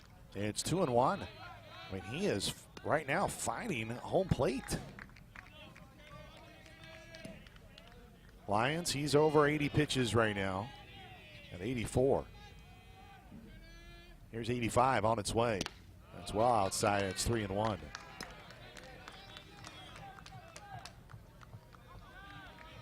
Three-1 count. Milot, they're being very careful with Milot. But then again, you got Tim Samay, who's on deck. He is 0 for 2 in the game. But Tim's had a very solid tournament. Leading the team right now in hits in the Valley tournament. Lions ready. The 3-1 gets in right at the knees, 3-2. How about 3 straight full counts here in the inning? McKenzie grounded out. Julio Guerrero struck out. Kendall Lyons, he's probably near the end of his day. Trying to keep this a tie game at 2. Nobody on the bases. Michael Milot trying to grit away another AB. The payoff pitch on the ground, right field. There, the second baseman able to field it before it got to the outfield, and Bussin goes 4-3 to retire the side. No runs, no hits, nobody left on base. There were no Flames errors. We are through 5.5. It's the bottom of the 6th. Andrew Evans, his day is done. Dylan Petrie will come into the game as he will enter in a tie game. This is Saluki Baseball from Learfield. SIU has rare dual recognition, one of only 21 universities out of nearly 4,000 nationwide honored by the Carnegie classification. We are a Research 1 university, driving innovation and discovery. We are also an opportunity university, opening doors and helping all students succeed. Less than 1% of universities hold both honors, and SIU is the only one serving a rural region. That makes Salukis unique, a community defined by excellence, access, and opportunity. Support the research that changes lives and the scholarships that expand access. Visit siuf.org/give. Final line for Andrew Evans in the game. He'll go 5 innings, 6 hits, 2 runs, both earned, 5 strikeouts, no walks. So he will end his tournament because we won't see him again even if the Salukis find a way to win this game. 11 innings pitched, 15 strikeouts. That's an impressive Valley tournament for the pitcher of the year, and 4 runs scored. So Dylan Petrie comes in now to the game with this tie game at 2 here in the bottom of the 6th.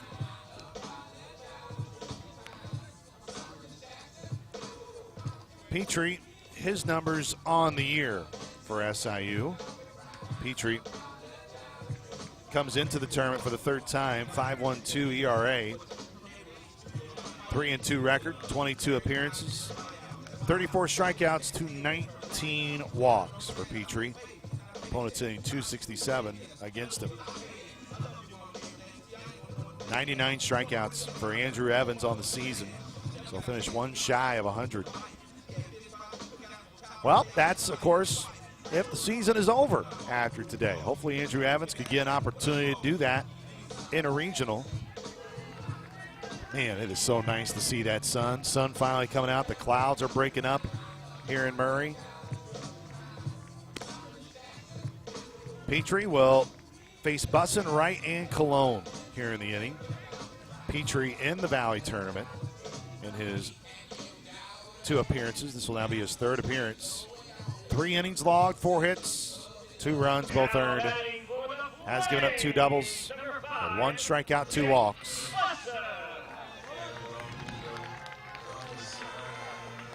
Petrie did come in against UIC, and it was a tough one for him, as Petrie could not get an out, and he allowed 3 hits, 2 runs, both were earned. He walked 1, and Petrie here sees Jake Bussin, and it's 1-0 to start off here to Bussin. 1-0 count, tie game at 2. We're in the bottom of the 6th now. The pitch. Splits the plate, 1-1.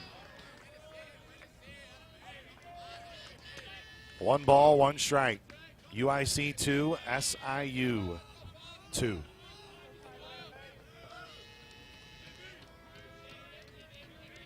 The 1-1 from Petrie. Leg kicks the right heels. And a short tapper first base side, but it will go well foul, or just foul enough. And Bussin will head back. Bussin 0 for 2 in the game. But again, if you remember anything about the regular season series, Jake Bussin was the man with the 2 walk-off hits, and he did it on the same day in Chicago.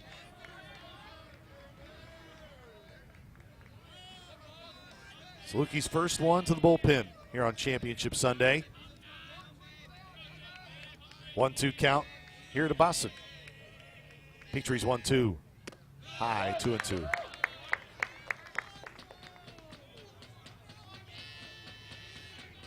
The Flames have not gotten the leadoff man on in any inning so far. They've had to generate traffic with outs. And again, that's a tip of the cap to what Andrew Evans did.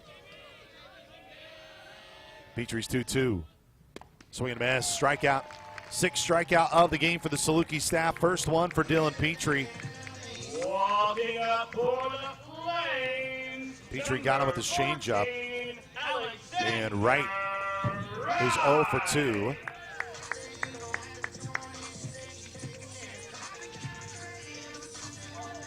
Going back to the 4th, when Andrew Evans struck out Acosta. It's now 5 in a row set down. Alexander Wright trying to reach. And the pitch on the outer half for a strike, 0-1. Salukis will have Samay, Hall, and Petrucelli scheduled in the top of the 7th. Tie game at 2. Elimination game for SIU. They have to win this game to extend their season by another game. Here's the 0-1. Swing on the ground. Tim Samay tried to backhand it, and he just knocks it down, but it'll be an infield hit.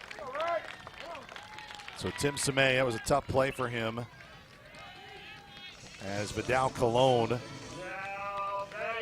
who's 0 for 2. Number 7, Vidal Colon. So Vidal Colon. Again, 0 for 2 in the game. Let's see what Sean McDermott maybe has up his sleeve here in the inning. Bottom of the 6th is Alexander Wright. The right fielder just off the first base bag with a nice lead. And the pitch in there for a strike, 0-1. Man, Schwalbach, he's had some important outs at second. He got Estrella late against Indiana State. Of course, it was a controversial call last night. He was able to get Chisholm in the 7th. And, of course, Chisholm ended up ending the game, striking out with the bat on his shoulder. Here's the 0-1. That is on a line in the left. This is trouble. That gets down for a hit. Here comes the leading run. It's in the 3rd. He will be held up at 3rd, and it's a double. 1-out double here from Cologne. And now the guy who doubled his last time up, Will Flanagan, coming to the plate. Number 24, Will Flanagan. So Will Flanagan, who's 2 for 2 in the game, he's got a single, a double, and a run scored. And this is a prime opportunity here for UIC to take the lead. Again, 1 out, so he can get a productive out, and that can give UIC the lead. Right now, the Salukis, they are playing back defensively. Flores, of course, not covering the runner up at 3rd. He's just off the bag there at 3rd. Here's the pitch. High, 1-0. Again, Petrie's got to make sure that he can find a way to, again, free bases, wild pitches, keep those to a minimum here. Gio DeGraw appears to be the Saluki pitcher that is up in the pen. 1-0 count, 2nd and 3rd. Tie game at 2. The 1-0. Bouncing ball back to Petrie. Oh, it's over his head. Going to be a tough play for Petrucelli. On the first, he got him. 4-3. Run will score. Oh, falling over was Petrucelli, who had to come all the way over to the pitcher's mound. But it does give UIC the lead. It's an RBI to Flanagan. It's his first RBI of the day on the 4-3 putout. Alexander Wright will score. And now Sean Cody, who tied the game up his last time up with that RBI single. That was Cody's first hit of the game, his 3rd hit of the tournament. And now Cody here in the 8th spot against Dylan Petrie. He's got another runner on at 3rd. The 3-2 lead. Here's the breaking ball in for a strike, 0-1. Man, this would be a big deal if Petrie can just get out of this inning with 1 run. In a low-scoring game, it's a 3-2 lead for UIC. It's their 2nd lead of the ball game. They led 1-0 and now 3-2. Here's the 0-1. Outer half for a strike, 0-2. Petrie's come in, and this is his first day to work. He struck out Bussin to start off. And then back-to-back base hits. Just got a ground out a moment ago. Here's the 0-2 from Petrie. Lifted foul, and it stays 0-2. 0-2 count, 2 outs. Southern Illinois trails 3-2. We're in the bottom of the 6th. The 1-seeded Flames just retook the lead. And they have an important runner at 3rd. Here's the 0-2. High, 1-2. 1 ball, 2 strikes. There's 2 outs.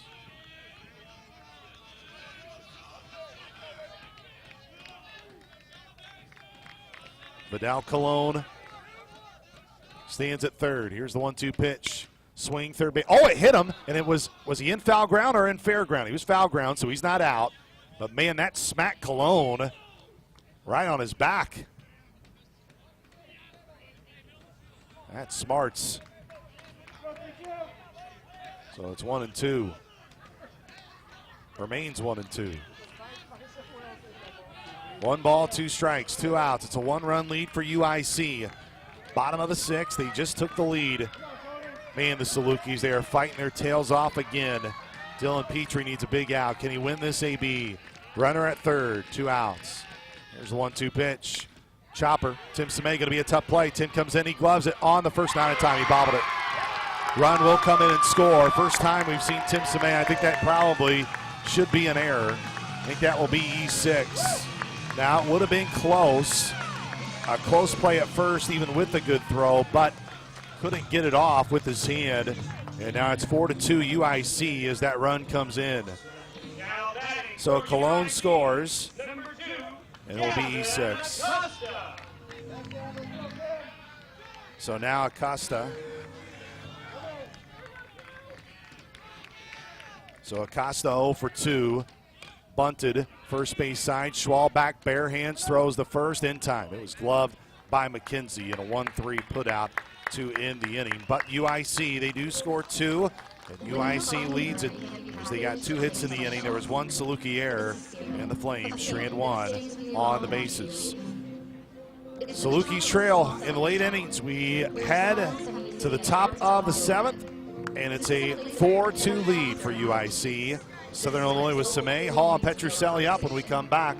This is Saluki Baseball from Learfield. Conveniently located in the heart of Southern Illinois lies Rend Lake Golf Resort, the region's only 27-hole public golf course with 5 sets of tees, expansive greens, driving range, and on-site PGA instruction. Rend Lake Golf Resort is perfect for golfers of all skill levels. Looking for stay-and-play packages? Check out Rend Lake Golf Resort's on-site lodging, condos, and cabins. After your round, relax with friends and family and enjoy a meal on-site at Seasons Restaurant. To learn more, visit us at RendLakeGolfResort.com. Rend Lake Golf Resort, official partner of Saluki Athletics. The Orthopedic Institute of Southern Illinois has the most highly trained team of orthopedic, spine, and podiatric surgeons, including interventional pain management. From sports medicine to neurosurgery, podiatry, and interventional pain, we are committed to providing the very best in diagnoses, treatments, physical and occupational therapy, and rehabilitation to local athletes. Visit OISIL.com or call 618-997-6800. OISI is the official orthopedic provider of Saluki Athletics. Jared Blessman will enter as Kendall Lyons. His day is officially done. Well, the games really started to flip. Now, I don't really count the Murray State game because it was just more of a staff day for Murray, but the Indiana State game and the Evansville games both turned once the teams went to the bullpen. Let's see if the Salukis can just see a new arm. Kendall Lyons only allowed 3 hits. And it's a 4-2 ball game. As we head here to the 7th, it will be Samay, Hall, and Petrucelli. Lessman, this is going to be his 21st appearance. And he's primarily been in the middle relief arm, 32 and 2/3 innings, 29 strikeouts to 21 walks. Extra bases have been very rare against him. Opponents hitting .204 against the left-hander. So here's Samay, Hall, and Petro. As SIU's offense will try to answer here in the top of the 7th. And a breaking ball in for a strike, 0-1.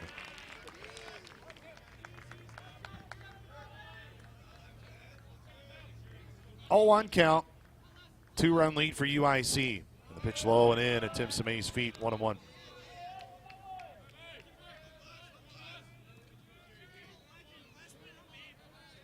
The lefty on the mound.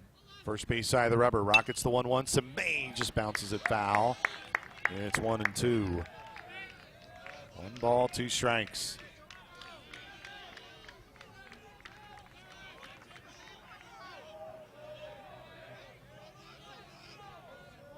Lessman ready.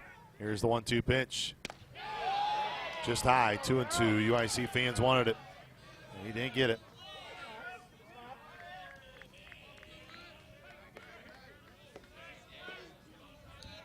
First time that SIU, or second time they've seen Lessman this year. Pitch high, and it's now full 3-2. How about this? 4 consecutive full counts going back to the 6th. Lessman appeared, went 2 2/3, only allowed 2 hits, no runs, 2 strikeouts, 1 walk. The payoff pitch. Sime able to fight it off and stays alive here in this AB. It's a full count, 4-2 lead for the UIC Flames. We are in the top of the 7th inning.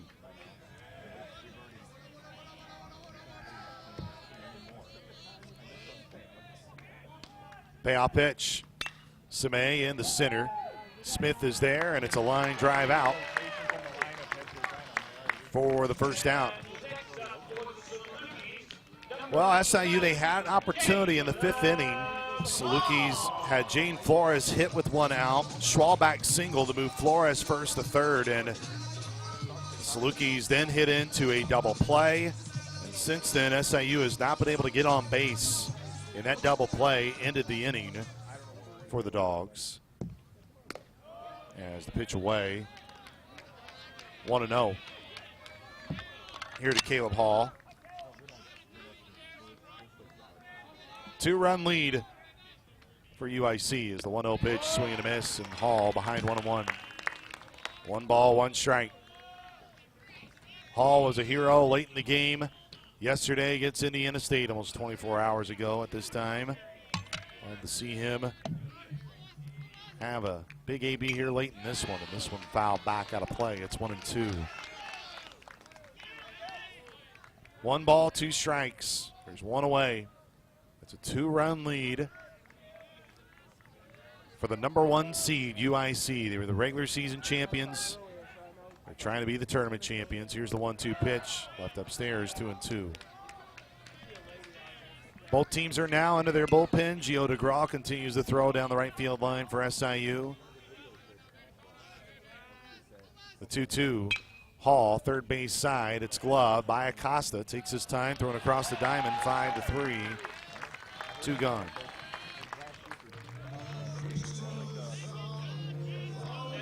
Six in a row set down by the Flames. And Gabe Petrucelli hit by pitch. Flew out to left.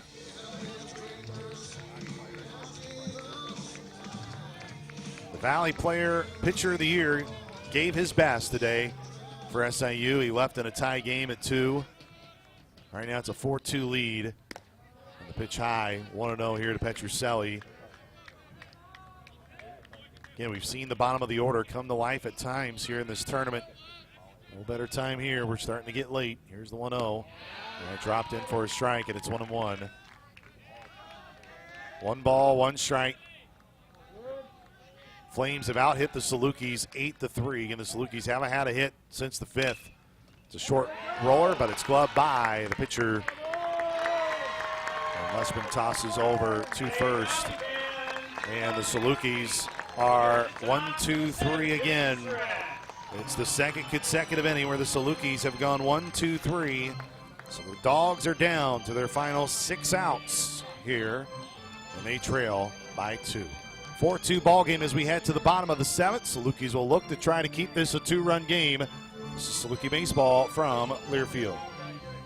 When you're betting and find yourself constantly thinking about gambling and you're losing more money than you have, are you really winning? If you're spending too much time with the slots or you can't stop betting on sports and you find yourself feeling overwhelmed, maybe lying, and probably losing more money than you can afford to lose, you're not alone and you can get help. It's available 24/7 and it's confidential. When your betting has gotten out of hand, call 1-800-GAMBLER or visit www.areyoureallywinning.com. Sponsored by the Illinois Department of Human Services.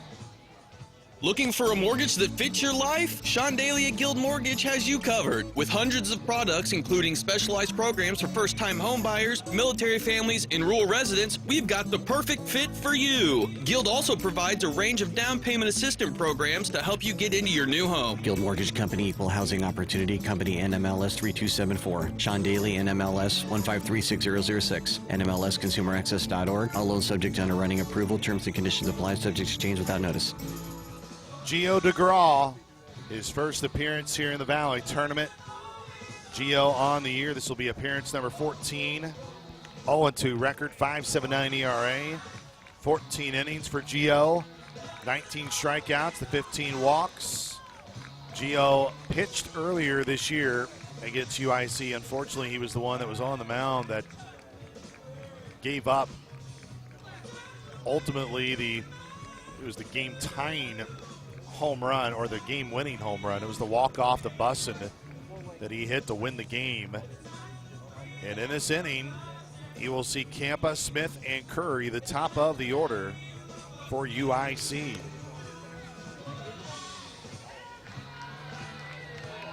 Looks like SIU has Matt Irvine, I believe that is, starting to warming up as well in the bullpen.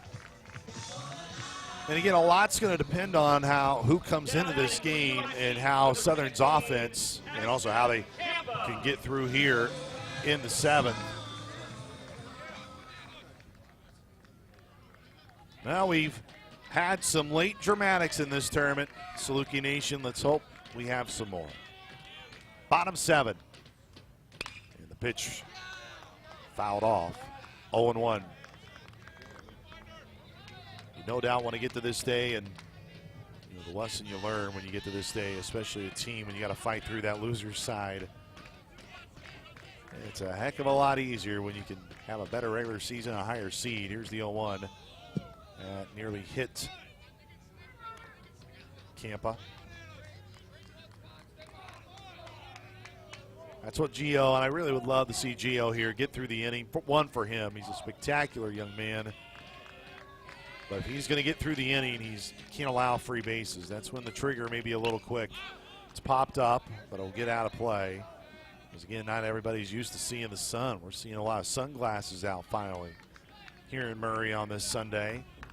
This tournament started all the way back on Wednesday. Salukis were the opening game of the tournament. They'll be the final game. Here's the 1-2. And a breaking ball goes well to the backstop. And there's Gio now in a 2-2 count. And he goes and grabs that rosin bag. Again, no damage done because nobody on the bases here for DeGraw.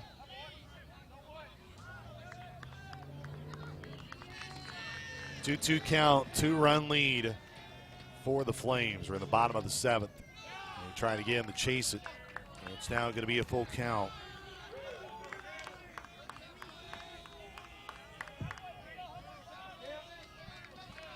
Flames still haven't had the leadoff man get on, but they're trying to get the leadoff man on here to start off the seventh. They have a 2-run lead. Here's the pitch. Chopper goes right to Gabe Petrucelli, gloved it and booted it. So that's going to be an error. It's going to be E4 on Petrucelli. That'll be the second error on SIU today. He just tried. He overrushed himself. He had. I think he felt he didn't have as much time as he actually had, and he just kind of bobbled the baseball. And unfortunately, that will be an E4. And if he fields it cleanly, he just tried to scoop it up, and I think he didn't realize how much more time he had. He didn't really have to do the scoop. It's in there for a strike, 0-1. So a tough break there for DeGraw. Leadoff man reaches on error. Salukis have now had an error in each of the last inning. They had an error in the sixth. That was by Tim Semay.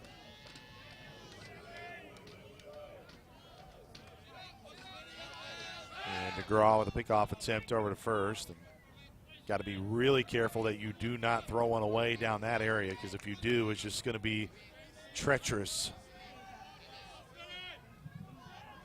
Here on this all-turf infield, natural surface outfield. Flames trying to keep this just a one-game day with a win. They lead it by 2, bottom of the seventh. And the pitch high. 1-1. 1 ball, 1 strike. Nobody out. Ashton Campa and UIC, they just scored 2 in the bottom of the sixth. They're here in the bottom of the seventh. There's Gio DeGraw trying to be another Saluki reliever to come in and have a nice outing. Here's the 1-1. Fastball and just misses low, 2-1.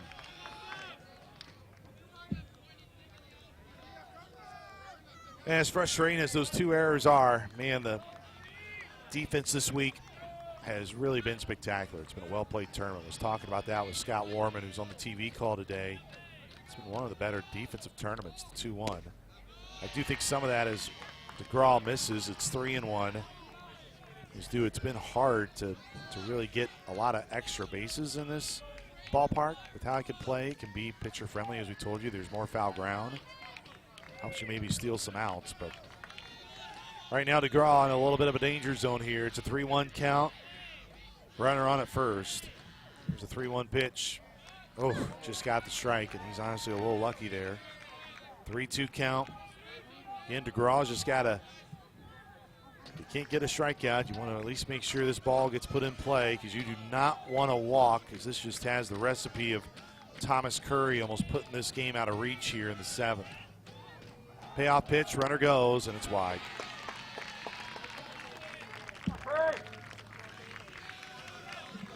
Next up for the Flames, number 9.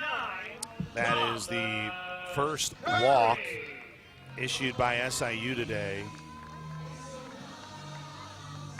And again, it's one of those where you're like, you feel for DeGraw because you kind of should have had the first out.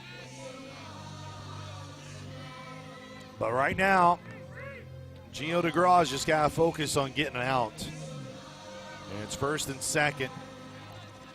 Andrew Evans struck out Thomas Curry to end his outing when this game was tied at 2. It's 4-2 UIC, bottom 7. Gio DeGraw starts off with a strike, 0-1 here to Curry. The Saluki offense has been it's been struggling to ignite today. So right now they really need to try to keep this game within 2. Here's the 0-1. Chopped in the right. Caleb Hall is going to field it. He gloves it. Throw goes in to Gabe Petrucelli, but both runners will hold. So there's a line out to right. There's an important first out in the inning. Number 5. And Jake Busson, who's 0 for 3 in the game, 0 for 3 with 2 strikeouts.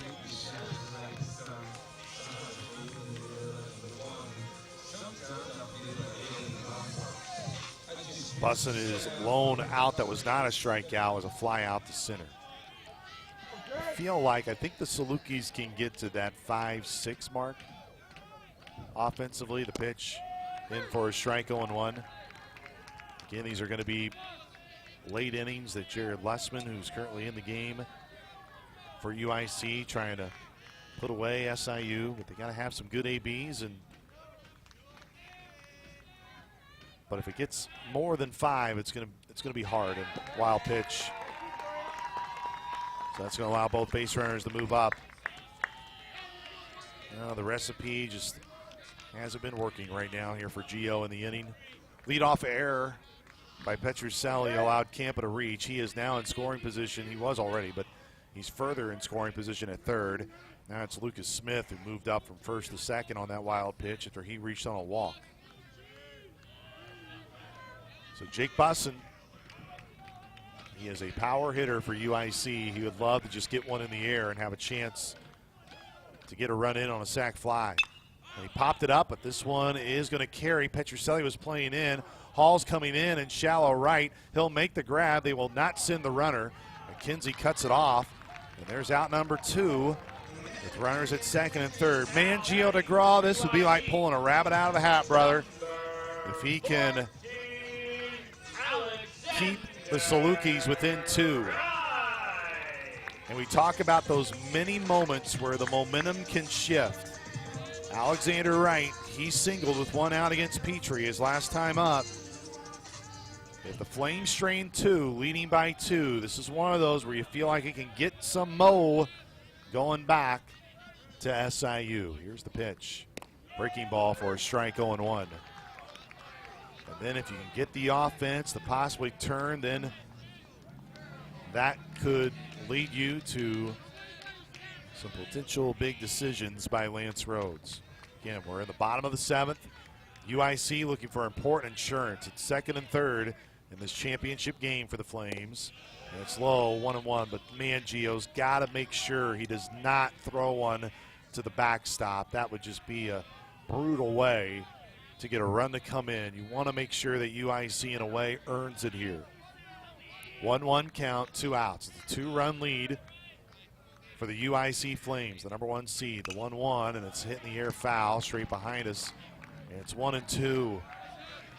Oh, Gio DeGraw, he's got to work around this fire that he's in. It's a 1-2 count, 2 outs, 2-run lead for the Flames. Wright, who scored a run today, as it's a lefty on righty matchup here. DeGraw's 1-2 pitch. Smoked it, but well foul. It'll be a long foul ball.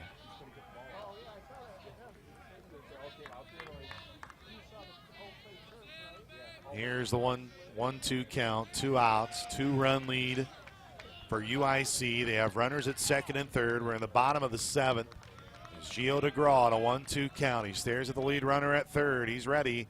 Leg kick, the 1-2, it hit him. Bases loaded.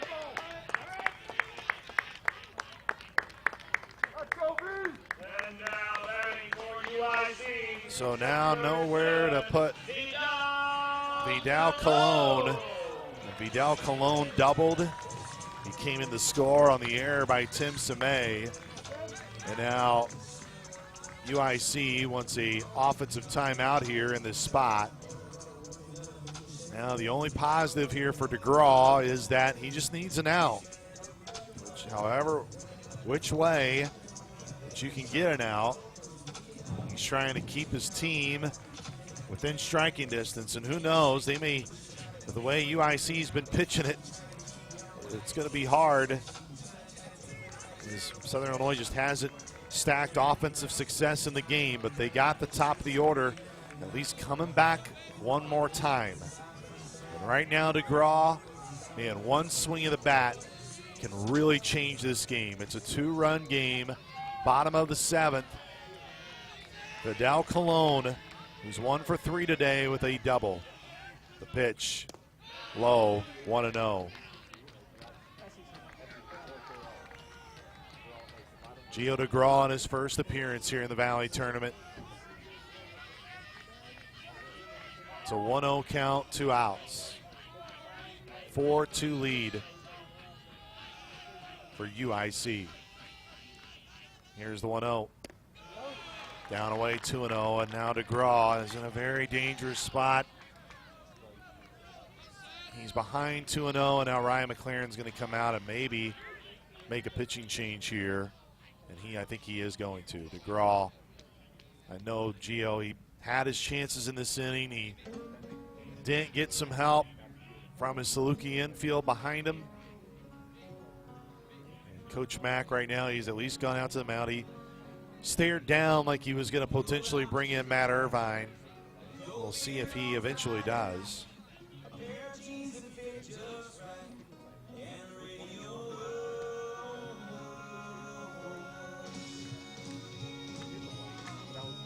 Still meeting out on that pitcher's mound as Gio DeGraw standing there with Ryan McLaren and Mason Schwalbach. And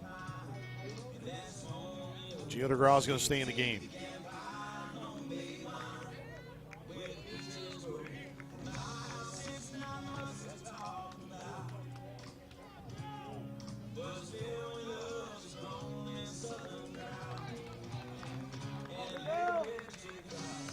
Two-0 count, 2 outs. SIU trailing by 2. We're in the bottom of the 7th.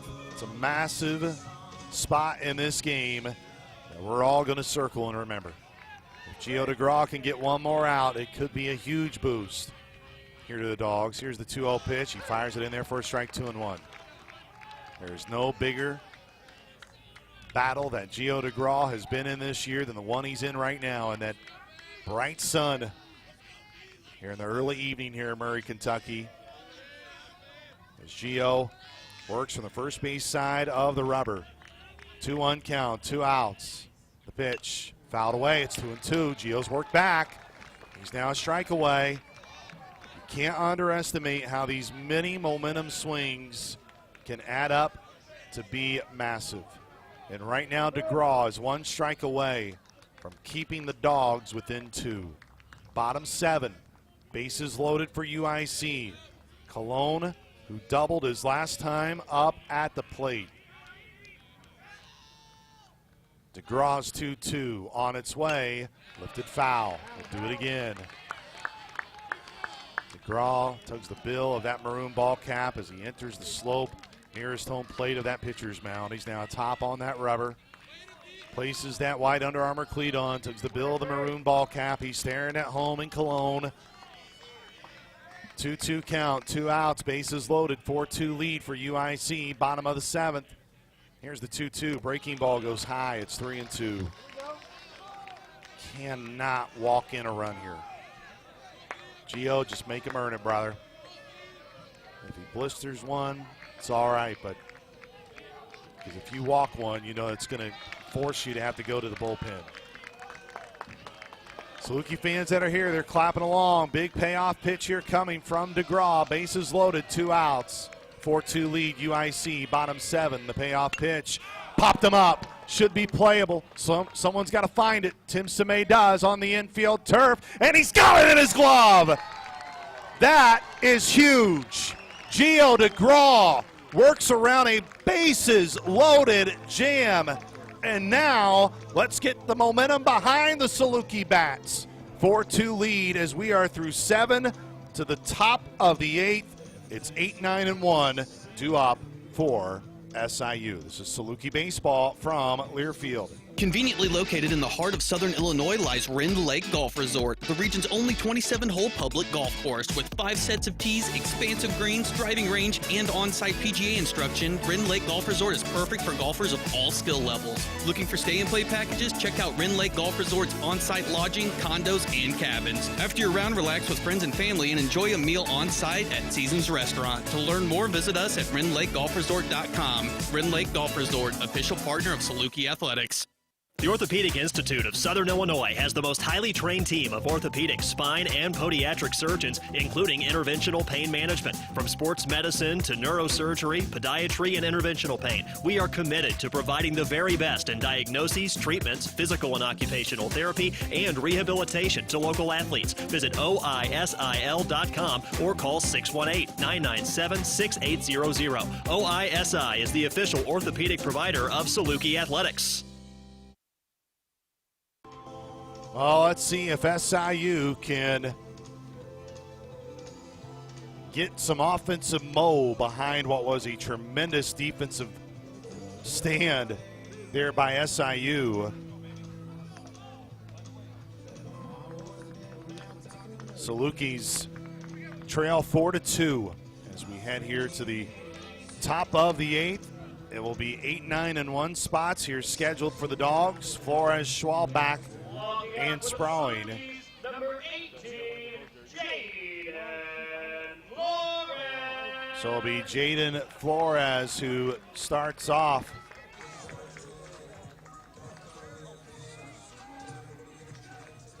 So Flores,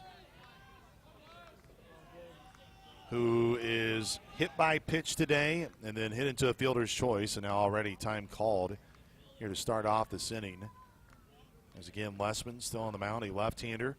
We're going to get a new pitch comment here for him.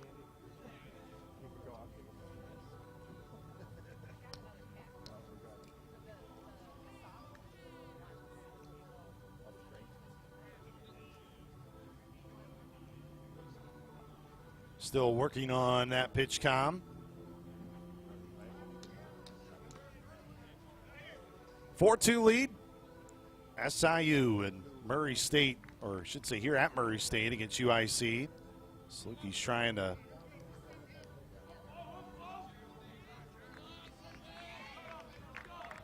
come back here late, which they have done in this tournament before. Flores fouled it straight back and actually went into the pitch clock there behind home plate.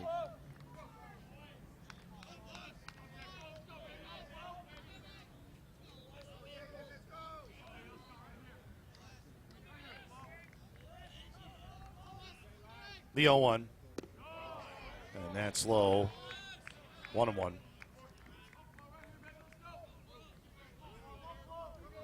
One ball, one strike. 4-2 lead for UIC here in the top of the 8th. The 1-1. And that hit his foot, and he will take first base. So Jaden Flores, he's been hit now twice. He really sold it. Number 17, Mason Schwalbach. So now Mason Schwalbach with his teammate on at first. This is the same scenario they were in back in the 5th, except now there's nobody out. Schwalbach represents the tying run. Schwalbach singled off of Lyons, and that moved Flores over to third, but the Salukis hit into a double play right after. Schwalbach eyes that breaking ball in for a strike. 0-1. It is lefty on lefty matchup.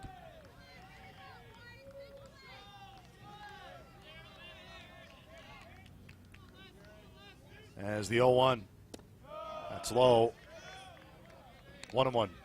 One ball, one strike. Jane Flores able to at least extend the inning.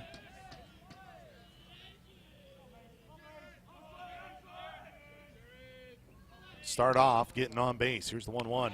Another breaking ball goes in, and it's 1-2.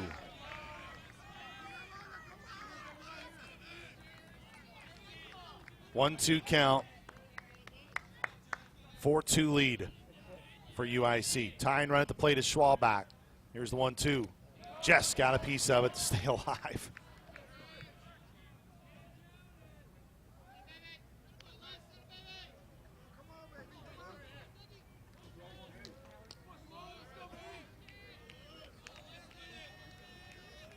One-two count. Nobody out. Salukis down to their final 6 offensive outs. They trailed 2-0 going into the 8th yesterday against Indiana State. Oh, and Schwalbach lined out the first, and it's a double play. Oh, Flanagan caught it diving near the bag, and that's just how it has gone for SIU at times this year. Now batting for Southern Illinois. So the double play now has Christian Sprawling, who does have a home run today. I was back in the 3rd. Sprawling hit into a double play, and again, it was lined, and that's one of those where if it possibly gets by, and they are going to make a pitching change here for UIC. They lead it by 2. We'll take the timeout with them. This is Saluki Baseball from Learfield. When you're betting and find yourself constantly thinking about gambling and you're losing more money than you have, are you really winning? If you're spending too much time with the slots or you can't stop betting on sports and you find yourself feeling overwhelmed, maybe lying, and probably losing more money than you can afford to lose, you're not alone and you can get help. It's available 24/7 and it's confidential. When your betting has gotten out of hand, call 1-800-GAMBLER or visit www.areyoureallywinning.com. Sponsored by the Illinois Department of Human Services. Looking for a mortgage that fits your life? Sean Daly at Guild Mortgage has you covered. With hundreds of products, including specialized programs for first-time home buyers, military families, and rural residents, we've got the perfect fit for you. Guild also provides a range of down payment assistance programs to help you get into your new home. Guild Mortgage Company, Equal Housing Opportunity Company, NMLS 3274. Sean Daly, NMLS 1536006. NMLSConsumerAccess.org. All loans subject to underwriting approval. Terms and conditions apply. Subject to change without notice. Jacobowski will come in for UIC here with a 4-2 lead. Salukis just lined into a double play. Again, they trail 4-2. They are down to their final 4 outs. Southern Illinois here in the top of the 8th. There'll be Christian Sprawling here going against Jacobowski. Jacobowski get his numbers on the year for UIC. 6.25 ERA, 27 appearances now. Doesn't have a save, 31 2/3. If he would finish this game off, it would be a save opportunity for him. With his team only leading by 2 here at the time. As Jacobowski, he is a side armor. He's got a sidearm release. Tony Caldwell heads back over to 3rd. Let's have some late inning magic again, dogs. Thought maybe Flores just, and again, there's nothing Jaden Flores could have done better. It was a line drive at first. And it's one of those that was maybe hit just a tad harder, and it scorches by. That's one that and especially where it would have been going, which is the first base right field side. It's been an adventure today. Who knows? Maybe they could have gotten a run potentially in for SIU, but now it's Sprawling. He's responsible for one of the 2 runs today and one of the 3 hits. It was a solo homer back in the third. Jakubowski deals a strike to start off inside the knees, 0-1. 0-1 count.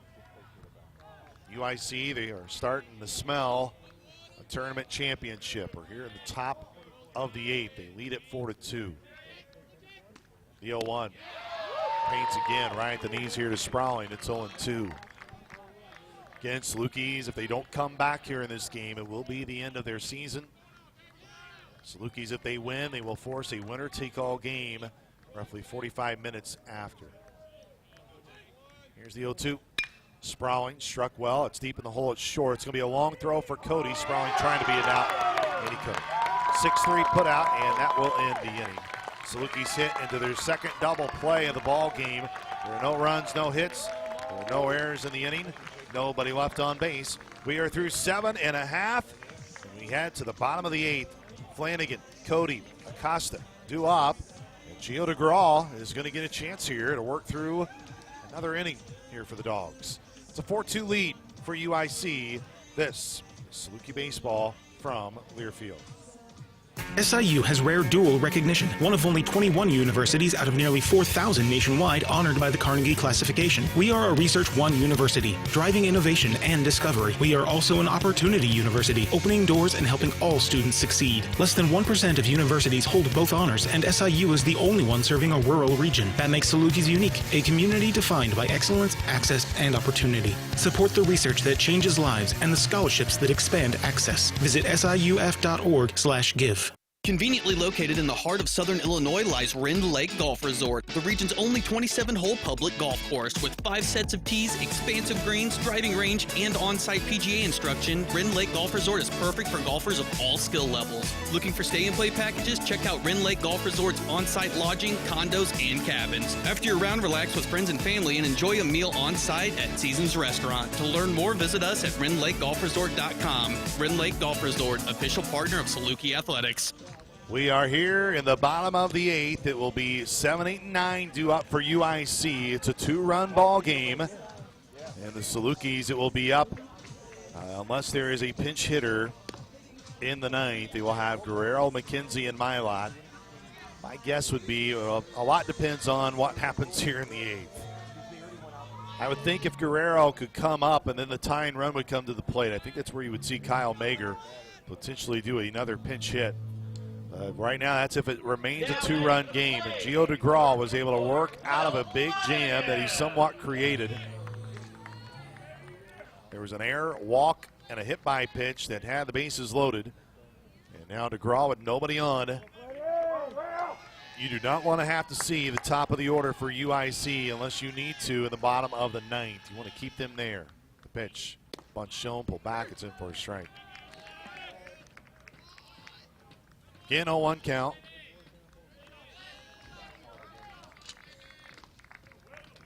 Flames offense today has definitely had opportunities throughout. Here's the 0-1. Pitch wide. Flames again, they've strained the bases loaded. This has been just the, for SIU in this tournament, they've strained a lot of base runners because they've created a lot of traffic throughout the tournament. Here's the 1-1 from Gio. And that's high, 2-1. Salukis today, only 2 runners left on base, and one of those was, of course, you've had 2 double plays. Those were big and came at inopportune times. The pitch popped it up, but it's going to get out of play. It's going to come actually back near the press box. It goes into the grandstands. 2-2 count. Flanagan's been a tough out today. Had an RBI on a ground out back in the 6th, but he singled and doubled his first 2 ABs. He is the leadoff man here. Gio DeGraw, he's set. He is ready. 2-2 count. Bottom 8. Breaking ball, and that nearly hit him. That's the second hit batter for Gio, and don't know exactly. Yep, Lance Rhodes is going to come out. We'll see if, and I think Lance is going to ask. And now it was, of course, a 3-2 count, so if he stuck his elbow out and it's a challenge, you could get a strikeout. But they are going to send him back. Or 2-2 count. He had a 3-2 count on the live stats. And now Ryan McLaren's going to come out, and that's going to be it. So Gio DeGraw's day is done. He worked out the bases loaded jam. He won't get an opportunity to continue here. And Matt Irvine, one of the seniors, can he have a senior moment for SIU in this tournament? They try to keep this a 2-run game into the ninth. UIC knows how important these runs are in the Valley. This is Saluki Baseball from Learfield. Dive into the authentic flavors of Mexico at Tequila's Mexican restaurant. From sizzling fajitas to mouth-watering enchiladas and the freshest guacamole in town, Tequila's brings you an unforgettable dining experience. And don't forget our signature margaritas, crafted to perfection. Located right in the heart of Southern Illinois, make sure to visit Tequila's at their locations in Carbondale, Marion, DuQuoin, and Carterville, and enjoy the authentic taste of Mexico.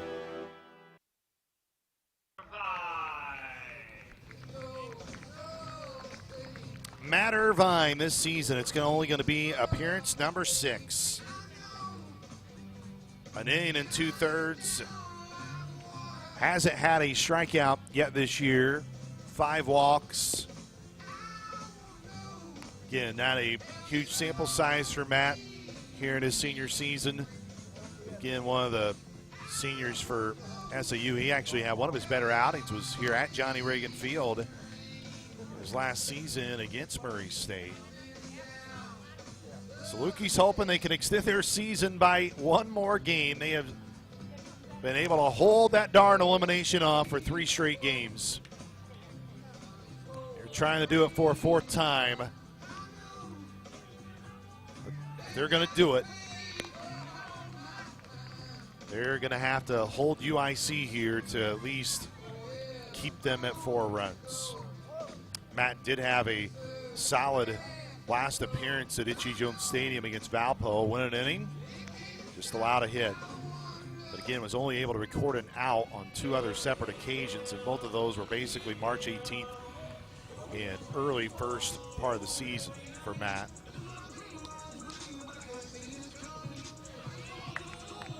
Runner on at first base is Will Flanagan. He was hit by Gio DeGraw, so Gio, his day is done.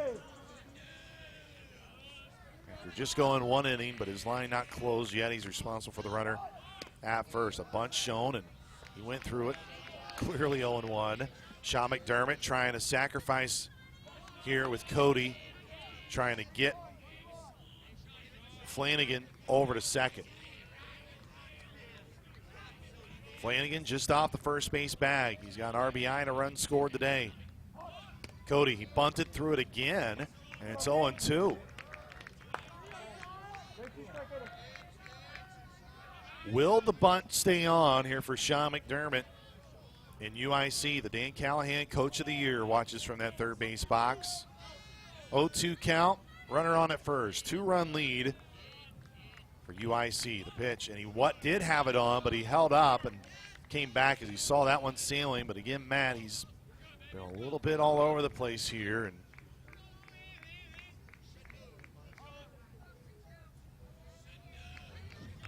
Salukis have Jackson Smith warming up down the line. Bunt being shown again. First base side, Irvine is there. Gloves it cleanly, tosses, goes 1-3, and Flanagan does move over on the sacrifice, but there's the first out. And now UIC's got at least 2 opportunities here with the 9-hole and Acosta. And then Ashton Campa. Love somehow, some way, if you could double off UIC on a line drive. Just hit one right at pitcher Selly here. Here's the 9-hole with 1 out. UIC leading by 2. The pitch down away, 1-0. 1-0 count, 1 out. 2-run lead for the UIC Flames. They're looking for insurance before they head to the 9th, and they'll be 3 outs away from a Valley Tournament title. Here's the 1-0. And that pitch wide, 2-0.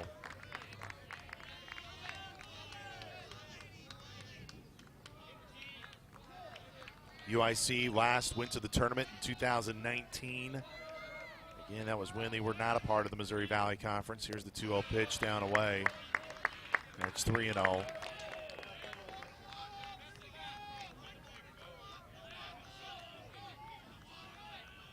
Again, Lance Rhodes getting a lot of his seniors here an opportunity to try to earn the Dogs a second crack at the Flames. Show bunt, but it was low. And there's a walk. Next up for the Flames, back to the top of the So to the top of the order, Ashton Campa. And Ryan McLaren started to walk out. Now he's holding. And, man, is Meade Johnson going to? No, Meade's down there catching. And there is going to be time here called as Alec Amerman is the arm that's starting the toss, who's been a midweek arm for SIU. Yeah, Jackson Smith was warming up, but you know, Jackson's probably somebody that would come into the game in a very specific situation. Again, this could be the last inning that Southern has to pitch. You hope that we'll be talking the bottom of the 9th, because that means something drastically happens in the top half. But again, you're right now the importance of keeping this a 2-run game, and that's going to be it. And man, talk about a quick warm-up, but no, it's going to be Jackson Smith. Jackson Smith is ready. Alec Amerman will be behind him if Jackson runs into trouble. So Matt Irvine can only get one out, and it was the sacrifice. And a new pitcher here for the Dogs, and it's going to be Jackson Smith. So SIU, right now they trail by 2 as we are in the bottom of the 8th inning. What's been a fun week here in Murray, Kentucky. We all want to be here for one more game, but even if it happens where SIU will not be here for one more game, what a week, and the memories that this team has given all of us that we'll remember for a long time. I sure hope they have one more up their sleeve here as Jackson Smith,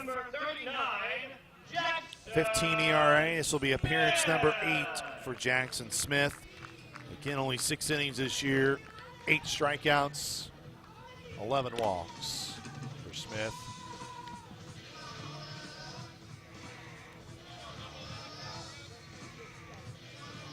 Two-run lead for the Flames. Jackson Smith going through his warm-up tosses. He will not be easy for Jackson. He's going to see Campa, who reached on error his last time up.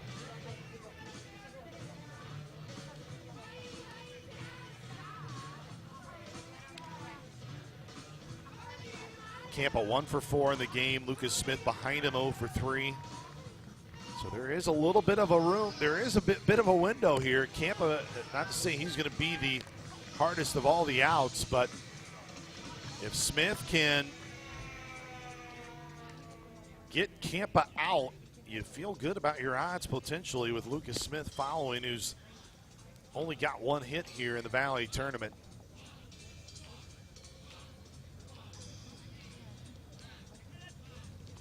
So Jackson Smith finishing up his warm-up tosses, and looks like he is done. So here we go. So Ashton Campa. Flames were 1 massive hit away in the 7th from really breaking it open. They had the bases loaded with 2 outs. Gio DeGraw shut the door. Now Jackson Smith, he inherits a runner at first and second. And Ashton Campa, his lone hit today, came back in the 3rd, and it was a single off Andrew Evans.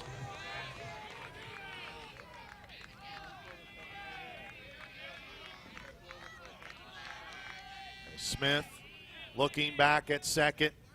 Leg kicks, comes home. Breaking ball High in the air to right. Hall looking up, and that one is gone. And Jackson Smith, oh boy, UIC almost overrun a base runner, which that would have been an out. It would not have counted a run. And that one pretty much puts UIC up by 5. So Ashton Campa, the newcomer of the year, empties the bases. A 3-run homer has given UIC now a stranglehold on this game. And now the Flames are feeling great about themselves, just 3 outs away from a Valley championship. Big 3-run homer, no doubter. Went off the video board there in right center. And now here's Lucas Smith, and that one's fouled back.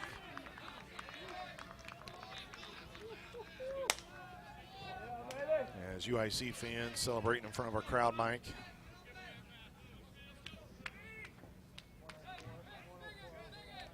Oh, 1 count, 1 out. 5-run lead for UIC now, and that pitch high and away. It's 1-1. Salukis will have to have a massive inning. Just very similar to what Indiana State tried to do the other day. The 1-1. Lifted foul, 1-2. But Salukis will have bats coming to the plate that will make the Flames fans just a tad nervous, especially if you can just start tacking on base runners. But a 3-run homer by Ashton Campa. Pitch left it high, 2-2. 2-2 count, 1 out. And this is where it's the tough spot of the game when you're Lance Rhodes, because you are trying to survive. Your offense hasn't. Unfortunately, your offense, as that one misses here, 3-2. If you were probably showing a little bit more life offensively, you maybe go to some few more aggressive arms or potentially better options out of the pen. Here's the payoff. Lined up the middle, base hit. But now you're getting to a point where, Jackson, he's obviously had 2 ABs here, and he gave up a 3-run homer and a single. I don't want to say that this is impossible right now, but you really need to think here of possibly trying to maybe bring in Ammerman if you want to keep this game here within 5, and that's exactly what SIU will do.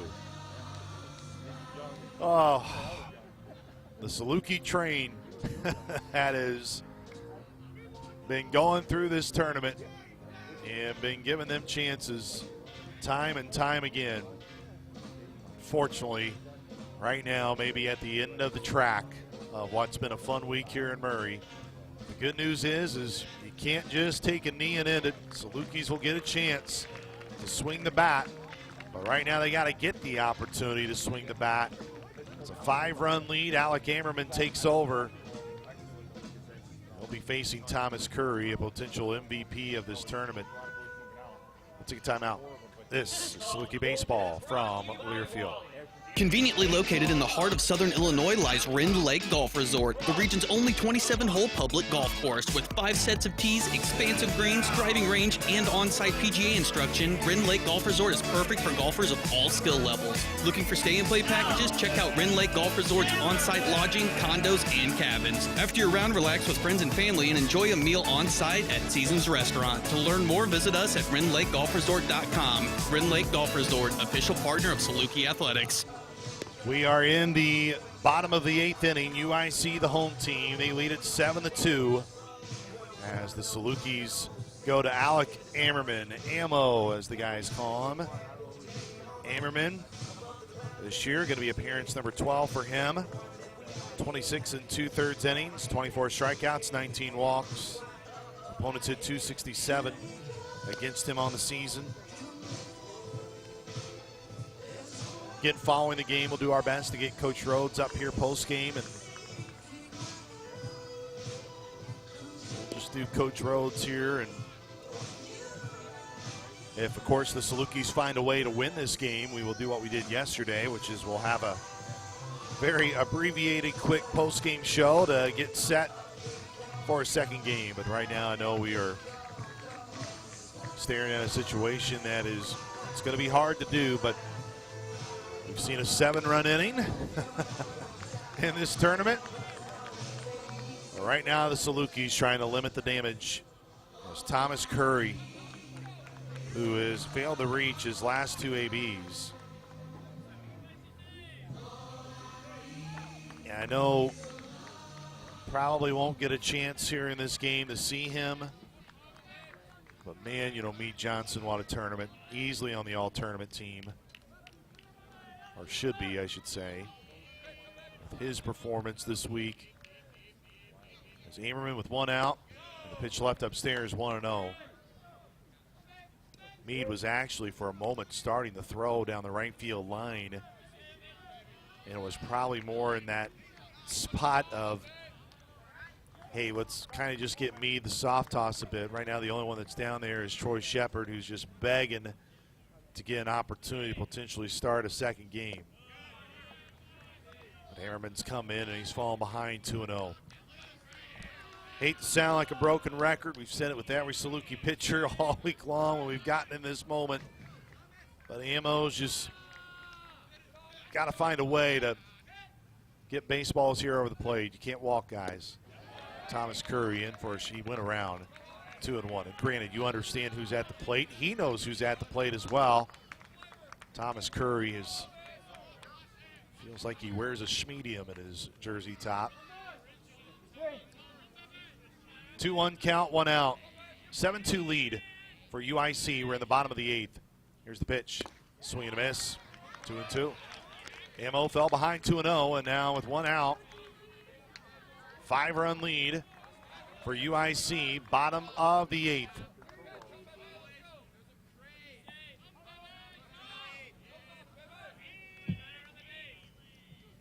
The 2-2 pitch, left upstairs, 3-2. It is full. Currently 3 runs here in the inning for UIC. They got the 3 runs from Ashton Campa. A no doubt home run off the right center field video board. As the payoff pitch, runner goes swing and a miss, a strikeout, and a bad throw. Petroselli saved it from going in the center, but Curry does strike out. That's the 2nd out. Couldn't get a strike him out, throw him out. Now batting for UIC. So Jake Bussin with a runner at second in Lucas Smith. Again, Guerrero, McKenzie, Milot will be the scheduled hitters for SIU. And a pitch low, 1-0. 1-0 count, 2 outs. Salukis in their first tournament final since 2022. 2nd time under Lance Rhodes. They've been able to get to a tournament championship game. They forced the winner-take-all game that year. They're going to have to rally big time in the 9th here. Big swing and a miss. And it's 1-1. 1 ball, 1 strike, 2 outs. So we're getting close to 7 o'clock here in Murray, Kentucky. Final day before the selection show for the NCAA tournament. As the 1-1 left upstairs, 2-1.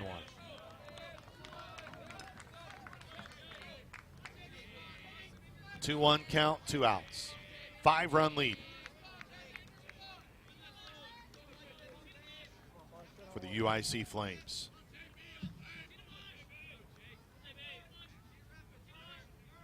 The 2-1 pitch, down away, 3-1.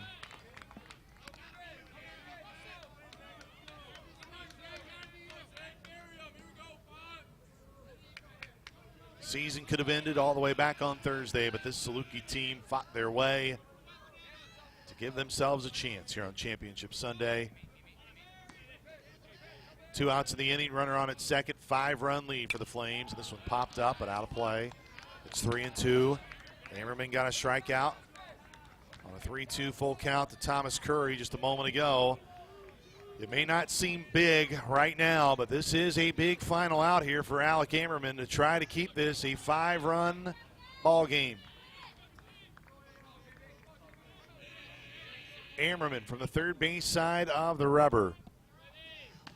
The payoff pitch, swing and a miss. Got the strikeout. All right, Saluki Nation, we've had a fun week here in Murray, Kentucky. The Dogs are down to their final 3 outs. Let's see if they can have one more rally in them. UIC trying to make it back to the NCAA tournament for the first time since 2019 with 3 more outs, and Jacobowski is back out there for UIC. This is Saluki Baseball from Learfield.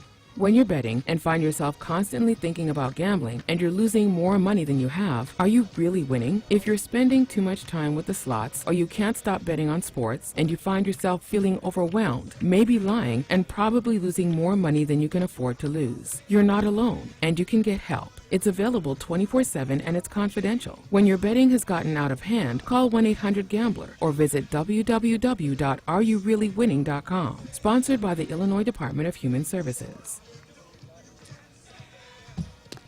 UIC 3 outs away from a Valley Tournament title after they won the regular season championship, going 16-8 this season. UIC has to navigate through Guerrero, potentially McKenzie. Looks like Cecil Lofton actually is there on deck, so I think Bobo is going to get a chance to hit here in the 9th in his last game in a Saluki uniform. I feel for Cecil Lofton because unfortunately his health and his hamstring has been, back and forth here down the stretch, and wanted him to be healthy to have a Valley tournament to play in all the games. I know he's probably frustrated that it hasn't been at that point that he's wanted to. But man, he can at least maybe potentially here at a point here in the 9th after see what Julio Guerrero does. The setting sun painting this infield turf right now in Murray, Kentucky. Southern Illinois 3 outs away from the sun setting on their season. And tournament run to the loser's side of the bracket. And Guerrero's had a very frustrating day. 0 for 3 for him. As the Jacobowski delivers that pitch inside for a strike, 0-1. 0-1 count, 5-run lead. Southern Illinois trails by 5. They need base runners quickly. Jacobowski's 0-1, too far inside, 1-1. Again, there's just kind of one arm that's kind of soft tossing down the pin for UIC. That's probably only if potentially the tying or, of course, go-ahead run would come to the plate in the inning. The Salukis got a long way to go. They trail by 5. We're in the top of the 9th. Here's the 1-1. Guerrero sent it right in the turf, but foul. It's 1-2. Well, just when you felt maybe games were starting to get out of the grip of this team this week, they've had a quick shot of energy. And right now, Julio Guerrero trying to be only the second leadoff man to reach in the game today. Salukis have been 3 hit in this game. The pitch popped up in the infield. It should be playable. Oh, it's actually coming back all the way to the warning track right near the backstop. And Thomas Curry makes the grab and foul ground. The catcher, 1 gone. And now the Salukis down to their final 2 outs. The Salukis, number 44. He's going to come up. 1-2 as with 1 out, 5-run lead. As Cecil Lofton will come to the plate. So Bobo here, and potentially his final at-bat as a Saluki here against Jacobowski. With 1 gone, 5-run lead for USC. Bobo swings and misses, and he's behind 0-1. See his dad Brad filming this at-bat just to our right. Lofton family has been a great group to be around. Love to see Bobo here have a good final AB, potentially final AB. Here's the 0-1, down away, 1-1.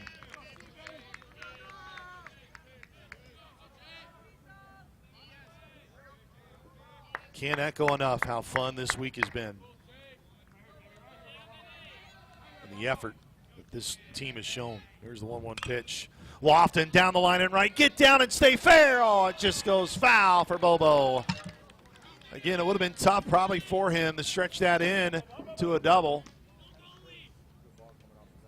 But Cecil Lofton just misses an opportunity to get that down the line there and right.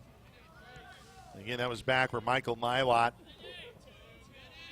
was able to send his ball, but it was a little bit further down the line there and right against right. So 1-2 count to Cecil Lofton, 1 out. It's a 5-run lead for UIC. Here's the 1-2 pitch. Down away, 2-2. Again, Salukis down to their final 2 outs of the 2026 season. They have to win this game to force a winner-take-all game. UIC 2 outs away from dogpiling here in Murray, Kentucky. Here's the 2-2. Lofton again on a line, and it goes foul. Jake Ryan, he's got that bright setting sun in his face at the first base coaching box. He's continuing to encourage Cecil Lofton. Dogs trail by 5. We are in the bottom. We are in the top of the 9th. Hopefully we say the bottom of the 9th. Jakubowski, the side armor righty, on the first base side of the rubber. The 2-2. Lofton up the middle and will be fielded by the second baseman. Bussin goes on the first 4-3. And now Michael Milot, who's had a tremendous tournament. This is also his final game in a Saluki uniform. Tied this game up at 1 all the way back in the second. But right now, the 2 crooked numbers, the difference. The Flames have scored the last 5 runs in this game to take a 7-2 lead, a 3-run homer in the 8th. And they were able to get 2 runs in the 6th. Tim Semay would love a chance here to bat. And Michael Milot stares at a strike 0-1. Southern Illinois down to their final out. Michael Lofton trying to extend by just 1 AB. Here's the 0-1. Lifted it in foul ground and right. And now Southern Illinois is down to their final out. It's an 0-2 count. 2 outs. UIC is a strike away from punching their automatic bid to the NCAA tournament. It's 0-2. 2 outs. Milot with a double. Back in the second. The 0-2. Inside. 1-2. And that was close. Flames fans, any pitch that's close, you're going to want. 1 ball, 2 strikes, 2 outs. Flames a strike away from moving on to an NCAA regional. Jakubowski is ready. The 1-2 pitch and a bouncer foul, third base side. Milot stays alive.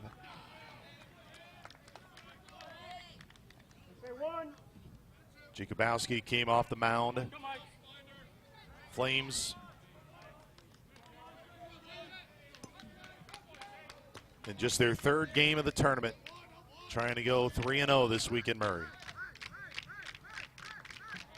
1 ball, 2 strikes, 2 outs. The pitch.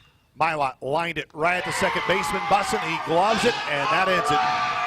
And UIC wins the tournament championship as they dogpile on the pitcher's mound here in Murray, Kentucky, as Sean McDermott and the UIC Flames will pull off a sweep. They won the regular season championship, and they win the tournament title here in Murray, Kentucky, as the Flames giving a lot of high fives and hugs in that setting sun. But as tough of an ending as it is, and it's never fun to see another team dogpile. Saluki Nation, this team deserves a big round of applause for what they did this week. To Coach Rhodes and his staff, just a gritty tournament for Southern Illinois and a really good exchange between Sean McDermott and Lance Rhodes. That's what a classy head coach does. He goes up, he shakes your hand, whether it's a win or loss, even if it's gut-wrenching. You don't stand and stare and don't extend your arm. You extend that arm and you shake your hand and you say congratulations to your opponent. And that's exactly what Lance Rhodes did. And we'll try to get him up here to wrap things up here of this tournament. And of course, what was just a magical tournament run. And it's going to be hard to see all those tears and hugs for the Salukis down that first base line. But man, as hard as that is, you can live with that when you gave it your all. And I'm telling you, all of those dudes gave it everything they had. Final score, UIC 7, Southern Illinois 2. The magical run for Southern Illinois on the elimination side of the bracket comes to an end here in Game 1 on Championship Sunday. Again, we'll take a timeout. We are planning to have head coach Lance Rhodes to come up and join us here post-game. This is Saluki Baseball from Learfield. Dive into the authentic flavors of Mexico at Tequila's Mexican Restaurant. From sizzling fajitas to mouth-watering enchiladas and the freshest guacamole in town, Tequila's brings you an unforgettable dining experience. And don't forget our signature margaritas, crafted to perfection. Located right in the heart of Southern Illinois, make sure to visit Tequila's at their locations in Carbondale, Marion, DuQuoin, and Carterville and enjoy the authentic taste of Mexico. SIU has rare dual recognition, one of only 21 universities out of nearly 4,000 nationwide honored by the Carnegie classification. We are a Research 1 university, driving innovation and discovery. We are also an opportunity university, opening doors and helping all students succeed. Less than 1% of universities hold both honors, and SIU is the only one serving a rural region. That makes Salukis unique, a community defined by excellence, access, and opportunity. Support the research that changes lives and the scholarships that expand access. Visit siuf.org/give. Conveniently located in the heart of Southern Illinois lies Rend Lake Golf Resort, the region's only 27-hole public golf course with 5 sets of tees, expansive greens, driving range, and on-site PGA instruction. Rend Lake Golf Resort is perfect for golfers of all skill levels. Looking for stay-and-play packages? Check out Rend Lake Golf Resort's on-site lodging, condos, and cabins. After your round, relax with friends and family and enjoy a meal on-site at Seasons Restaurant. To learn more, visit us at RendLakeGolfResort.com. Rend Lake Golf Resort, official partner of Saluki Athletics. UIC celebrating down on the infield turf here in Murray, Kentucky, as they knock off Southern Illinois for the second time here in the tournament. Again, UIC only saw 2 teams this week out of the 6 that made the Missouri Valley Conference tournament. They beat Southern Illinois twice and beat Murray State, the host, to be able to stay on the winner's side of the bracket. As right now the Flames are down there with their championship shirts on, and again they're going to announce the all-tournament team. I would assume that the Salukis will have some representatives on there, and if we get time to kind of relay those to you, we will. Again, right now Lance Rhodes taking time to talk to his team down that first base side, and those are always the conversations that are the toughest conversations to have, because it's when you know it's the last time that you're going to be together as that group, as one. And I know it'll be a short bus ride back. It's going to be a long bus ride for UIC, but they're going to be okay with that. As again, the selection show will be tomorrow, and you know the representative out of the auto bid in the Missouri Valley Conference the last couple years has been able to make an NCAA regional, and not just make an NCAA regional, but of course win a regional and go to a super. Murray State last year, of course, being able to go all the way to the College World Series. Against Southern Illinois, they fall here today, and we'll just recap this game for you. Southern Illinois initially fell behind 1-0, and that was after a Thomas Curry solo homer in the bottom of the first. Sean McDermott's talking to Valley TV and just got drenched right now over there on the third base side near their dugout. Salukis came back, though. Michael Milot in the top of the second inning. He smoked one down the line there and right. It was right, the right fielder for UIC lost his footing, and it was a throw into the second base bag by, I believe, the second baseman Bussin the Cody, and it airmailed and allowed Milot to get up, to keep running, and ultimately came around to score. So Milot came in the score. That made it a 1-1 game. And then Christian Sprawling with some juice. He smoked one finally after yours truly said, man, it is time for Christian Sprawling to get rewarded with a home run in this tournament. And he did in the third. He got a solo homer with one out in the top of the third, and the Salukis were able to stay in the lead, but for only one more inning. In the bottom of the fourth, UIC was able to tack on another run. It was an RBI single by Sean Cody that tied up the game. And we were evened up until the sixth. UIC in the bottom of the sixth inning, Dylan Petrie, that's when he came into the game into relief. He got a strikeout to start off that sixth inning, and then it was a single, double, an RBI ground out 4-3 by Will Flanagan, and then Sean Cody reached on error, which allowed another run to come in the inning, and the Salukis saw that lead again balloon to 4-2. But a 4-2 lead, entering with chances in the seventh and the eighth, and of course, obviously, when you get there in the ninth, you feel good only being down two. But a three-run homer by Ashton Campa really put this one just too far out of reach for Southern Illinois. That was in the eighth inning, and that was off of Jackson Smith. And the Salukis, again, they fall in this one 7-2. And again, a 5-run win for UIC, and we will see where they will go in terms of an NCAA regional next week. They'll remember this tournament probably for all the delays and the time in between their games. Again, they were able to earn that bye as the number one seed, and they also have the right to host the tournament next year in Chicago, being the regular season champions. Again, there are qualifications that they will have to meet with the league office, and if they meet those, they'll be able to host that tournament next year in Chicago. And again, it'll be the same format, 6 teams. I think out of all the things that we can talk about and that we know about in the tournament, of course, is what you really learned this week is the one seed, you got to play well. And UIC played well. Mason Lee was outstanding in their game on Thursday against Southern Illinois. They then held on a feisty effort from Murray State in their game, and they started 2-0. And if you're a team that's able to earn one of those top 2 seeds, and if you win your first 2 games, you just got to win one more. So let's see if we can listen in to the all-tournament team here as you try to get there. Individual who not only got it done on the baseball diamond, but also achieved outstanding academic excellence this past year as well. The Elite 18 Award, modeled after the NCAA's Elite 90 Award, recognizes the highest achievement in athletics and academics at all 18 Missouri Valley Conference championships. The award goes to the student athlete with the highest grade point average competing in the championship game.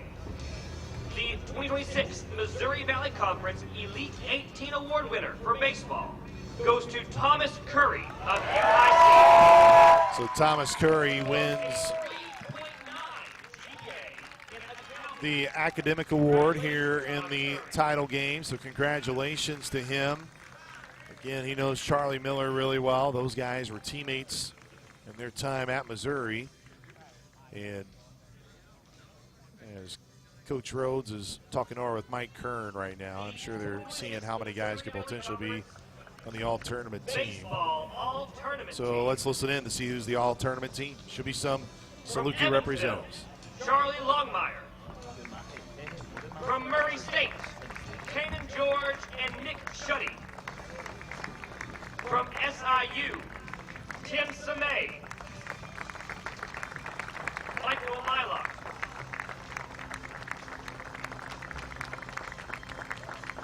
How does Meade Johnson not get on the all-tournament team? Are those the only 2?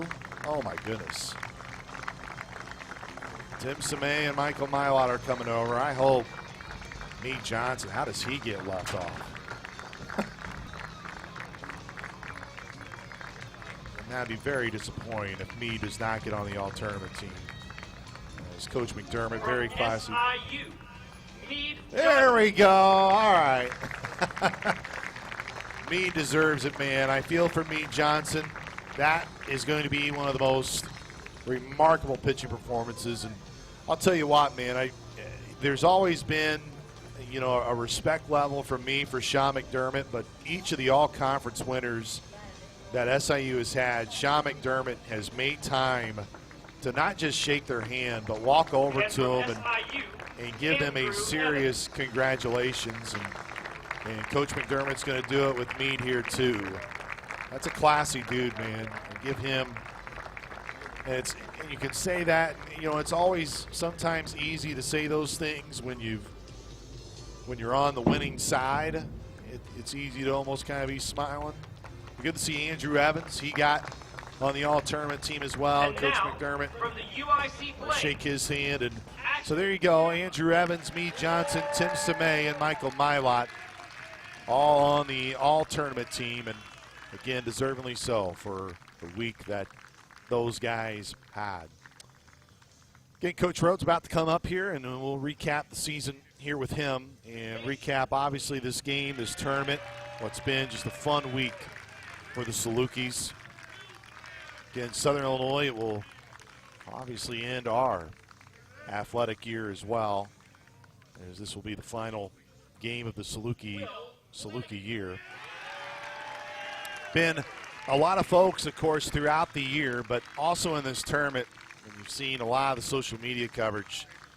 Got to give a shout out to the job that Jordan Cruz has done, and Abby Harris and Susanna Gayak, who's been here all week. And Susanna, Abby, and Jordan, they've been here every day and been producing great content throughout the week. And then we saw Cam Curry out here today. Cam was here at the start of the tournament as well.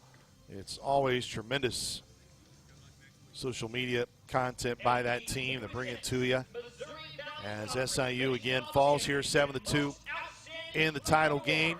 I'm going to send it to one more break. I'm trying to give Coach Rhodes here just a little bit of time to get on up here and recap the season. Again, we'll still have head coach Lance Rhodes coming up. This is Saluki Baseball from Learfield. Dive into the authentic flavors of Mexico at Tequila's Mexican Restaurant. From sizzling fajitas to mouth-watering enchiladas and the freshest guacamole in town, Tequila's brings you an unforgettable dining experience. And don't forget our signature margaritas, crafted to perfection. Located right in the heart of Southern Illinois, make sure to visit Tequila's at their locations in Carbondale, Marion, DuQuoin, and Carterville, and enjoy the authentic taste of Mexico. SIU has rare dual recognition, one of only 21 universities out of nearly 4,000 nationwide honored by the Carnegie classification. We are a Research 1 university, driving innovation and discovery. We are also an opportunity university, opening doors and helping all students succeed. Less than 1% of universities hold both honors, and SIU is the only one serving a rural region. That makes Salukis unique, a community defined by excellence, access, and opportunity. Support the research that changes lives and the scholarships that expand access. Visit siuf.org/give. Again, back here post-game, Coach Rhodes just saw him. He was about to get on in here to the press box. Again, the Saluki run here in the Valley Tournament will just come up short here on Championship Sunday. Again, the Dogs had to win this game to extend us to another game tonight. There'll just be one game here in Murray, Kentucky today. But, man, the memories that this team has created for this program this week. We're going to talk about so many of these moments for a long time to come, even though it just comes up on the short end. As head coach Lance Rhodes has now joined us here in the booth. And well, Coach, let's just start off just talking about the game before we talk about the season and just this tournament run by your group. You went to Andrew Evans on the mound, and your pitcher of the year was the pitcher of the year. Kept you in this game and did an outstanding job to have this game tied as you went through 5 innings. Yeah, I mean, he was outstanding, everything that we could have asked for. And it was one of those things from the start of the 3rd inning, his back was just like spasming up. He couldn't really sit down on the bench because when he would sit down, he couldn't really get up. So you talk about somebody, and from the 3rd, the 4th, and the 5th, every single inning he was coming in, he was rubbing red hot on his back. JC was kept massaging it just to make sure that he could go. And we ask a kid to throw on 3 days rest, and then we ask a kid to go out in the 3rd inning, the 4th inning, and the 5th inning when his back is just locking up on him. And if he didn't have that going on, and a lot of that's just due to the short rest, but if he didn't have that going on with his back, I mean, I really think that he could have thrown 6, 7, 8 innings today. And but, you know, you talk about, you know, a kid doing something that, you know, college kids just don't – they're never asked to come back on 3 days rest. And you couldn't have asked for him to throw any better than he did. And just proud of the fact that he would, you know, be willing to take a ball because, you know, it shows you who he is as a person. It's different when it's just a pure senior who has no professional career or anything like that. But, you know, Andrew Evans is going to be a draft pick, and for him to still say, I want to take the ball on 3 days rest, there's a lot of people that are not going to do that because they're not going to take that chance. And so I'm very appreciative of him willing to take the ball and to do it because he wants our team to have a chance to go to a regional. So I appreciate that. Before Andrew was taken out in the top of the fifth, it seemed like, again, that was one of the momentum boosts or kind of the changes in the game. I believe it was Petro flew out to left to start it, but Flo gets hit by a pitch. Schwalbach gets a really good hit to send him the third. You had first and third with just one out, and, man, just the dreaded double play by Sprawling there in the fifth, who again had a big home run for you in the third, but it felt like, again, in a tie game there at 2, runners at the corners, 1 out. That's one man if you could get one big swing on the ball. Obviously, it's clear Andrew is battling through a lot. Probably, regardless of what happens, you don't extend him past the fifth. Man, it could have been a chance there to add to your lead. Yeah, you know, Andrew was coming out no matter what because you know he just his back when he got in, like he was even having a little tough time breathing a little bit there. But yeah, I mean the double play ball that one was tough. You know, you thought, you know, if we split a gap or get a hit right there, a little momentum on our side, who knows what happens. You know, credit to those guys for making a good pitch. And you know, the biggest thing is like, I'm not trying to make this as an excuse, but I mean, we're tired. Yeah. You know, our guys are playing on their 6th game. They're on their 3rd game. I mean, we were trying to do everything that we could just to match energy, match effort. And, you know, I don't think our guys shied away from anything. I think they competed to the best of their ability. There's people that were pushing their bodies to the limit. And, you know, we gave it everything that we could. I don't think that there's anything today that we should have done more or anything like that.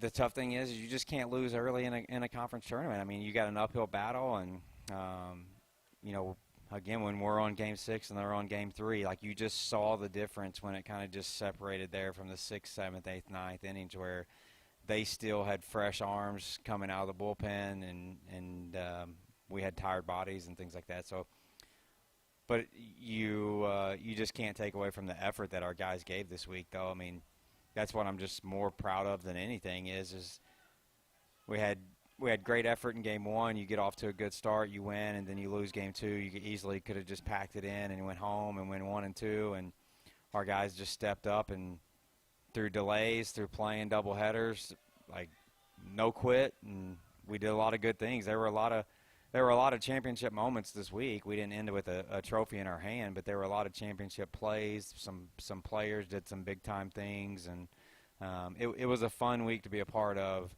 outside of not holding the trophy. Obviously, there's a lot of disappointment in that, but it was a fun week to be a part of. Coach Rhodes, there are always moments that I think are really for you and your team only, and a lot of those moments are when you guys are huddled up for that last time as one final group there on the field. What was most important for you in that moment that you wanted to relay to your team, if you can share? Well, I mean, the thing that I wanted them to know the most is that I was very thankful that they played the way they did after we lost. They are the ones who put us in this position to be on Championship Sunday. They were the ones that gave me and the coaching staffs an opportunity to be 2 wins away from being in a regional. And they laid everything on the line in order for that to happen. And, you know, there's teams that when you lose one, they just pack it in and they quit. And, you know, the next game you're going home. And these guys did not do that. So my main thing is I just wanted them to know that I was very appreciative of the fact that they never quit and they played their butts off all week. It's hard to single out one or two guys because it took a team effort this week. But I do want to single out, obviously, the tournament that Meade Johnson had. Michael Milot, well, I know it doesn't technically go down as an inside-the-park home run, but what a way to tie the game here earlier in the title game. And then Tim Semay, three guys who have obviously exhausted their time with you here in Carbondale. And I thought those guys set a great example for everybody of you typically in these tournaments, you really kind of match what your veteran players are. And those guys, I mean, the best part is, Coach Rhodes, when you leave this ballpark today, I don't think there's going to be very many guys with regrets on what they did in this tournament. No, I mean, most of the time there's obviously sadness because either there's careers that are potentially over and the season's over. But I can tell you there's a lot of people right now that even though we're, heartbroken that we didn't get a regional opportunity, there's a lot of satisfaction with how the week went. Just because I don't think there's probably anybody outside of the people that are on that field down there right now and you that thought that we were going to be here today. And to do that, like, it shows you what type of grit that they play with this week. And it stinks to lose. This is – I think I've said it before. Like, I would have thought that we would have broke through by now. For some reason, it hasn't happened, and there's a lot of disappointment in that. And but I think every single year, I feel like it's going to happen, and we're getting closer and closer. But again, I can't express the people that didn't get to see and just listen to you. Like, I know you did probably a fantastic job of letting the fans know the type of play that we were playing this week. If they didn't get a chance to see it, I want them to know that it was a great brand of baseball and the effort was fantastic. It's not fair for me to ask you questions really long-term in this moment because your mind is set on what just happened and with your current group. I remember a year ago when we were at Duffy Bass Field, you told me, Luke, we got to get better in terms of being able to pitch the baseball. We got to get better in terms of being a more balanced baseball team. This year, no question, you were outstanding on the mound. Your pitching and defense is the reason you were able to get this far in the Valley Tournament and set yourself up. We all know the offensive woes this year was a frustration, and I'm sure just as of top of mind as you look ahead into the offseason, that will be a focus again to try to just get it a little bit more balanced as you come back and put this thing together. Yeah, we're constantly right now trying to make sure that our power doesn't dip as low as it did. We know that we need to be in the 80-plus home run range in order to be a championship caliber offense. And, again, last year we had such defensive holes on the field that we really wanted to clear that up, and we did. We cleaned up the pitching side of it, but this summer it'll be a big task for us to get the power back in the lineup, the big physical bodies that can, you saw it with UIC. I mean, the two games that they beat us with the long ball, and we got to be able to hit the ball over the fence. So that'll be a main priority for us going into this summer. And another angle too is I think this tournament, I'd be shocked if it's not one of many of, look, if you have a great regular season and you get rewarded, you can get one of those top two seeds or ultimately the top seed. Man, now you got to still take care of business, and Coach McDermott's group did, but man, when you only have to win 3 games compared to obviously the gauntlet that your group had to go to, it just reinforces of why throughout the year those series are massive, especially in a league that's just so balanced. Yeah, I mean, the 1 seed in this format is – the 1 and 2 are good. The 1 is just above and beyond because you don't play on the first day. You play on the second day. Even if you lose, you don't play. You don't get punished for it. So, like, the 1 seed is just such an advantage. And again, there's some value to it. I mean, we play a long conference season for a reason. And if you are the ones that come out of the regular season as the champion, like, you should get rewarded. And that's where we want to be next season is in that one spot to where you have the ability to win 3 straight like these guys did and use your 1, 2, and 3. But also if something happens and you slip up and you happen to lose, like, you're still in a really good spot as a 1 seed. Man, Coach, this was a lot of fun.